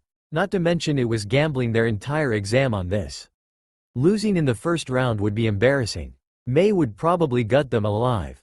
Still, he sighed, he had known the kind of person Naruto was when he signed up for this. It was one of the reasons he respected the man so much. He never made the so-called terrible choices people talked about being forced to make. Instead, he always found a third option and always forced it to work. He retracted his sand, very well. B just laughed, he'd been expecting something like this. He was pretty sure Mei would castrate Naruto when she heard about it though. Naruto, you're too weak against a pretty face. Instantly jumping at the chance to go to her place. Hinata, still overcome with relief at Naruto's announcement, managed not to blush at that innuendo and instead focused her attention on Naruto and Gaara. Alright. Come with me then. And so the three prisoners headed off to the basement. Naruto walked beside an increasingly uncomfortable Hinata, trying to make small talk and clueless as to why she seemed so depressed. Hinata struggled to force herself not to just give in and enjoy Naruto's attention. I'm supposed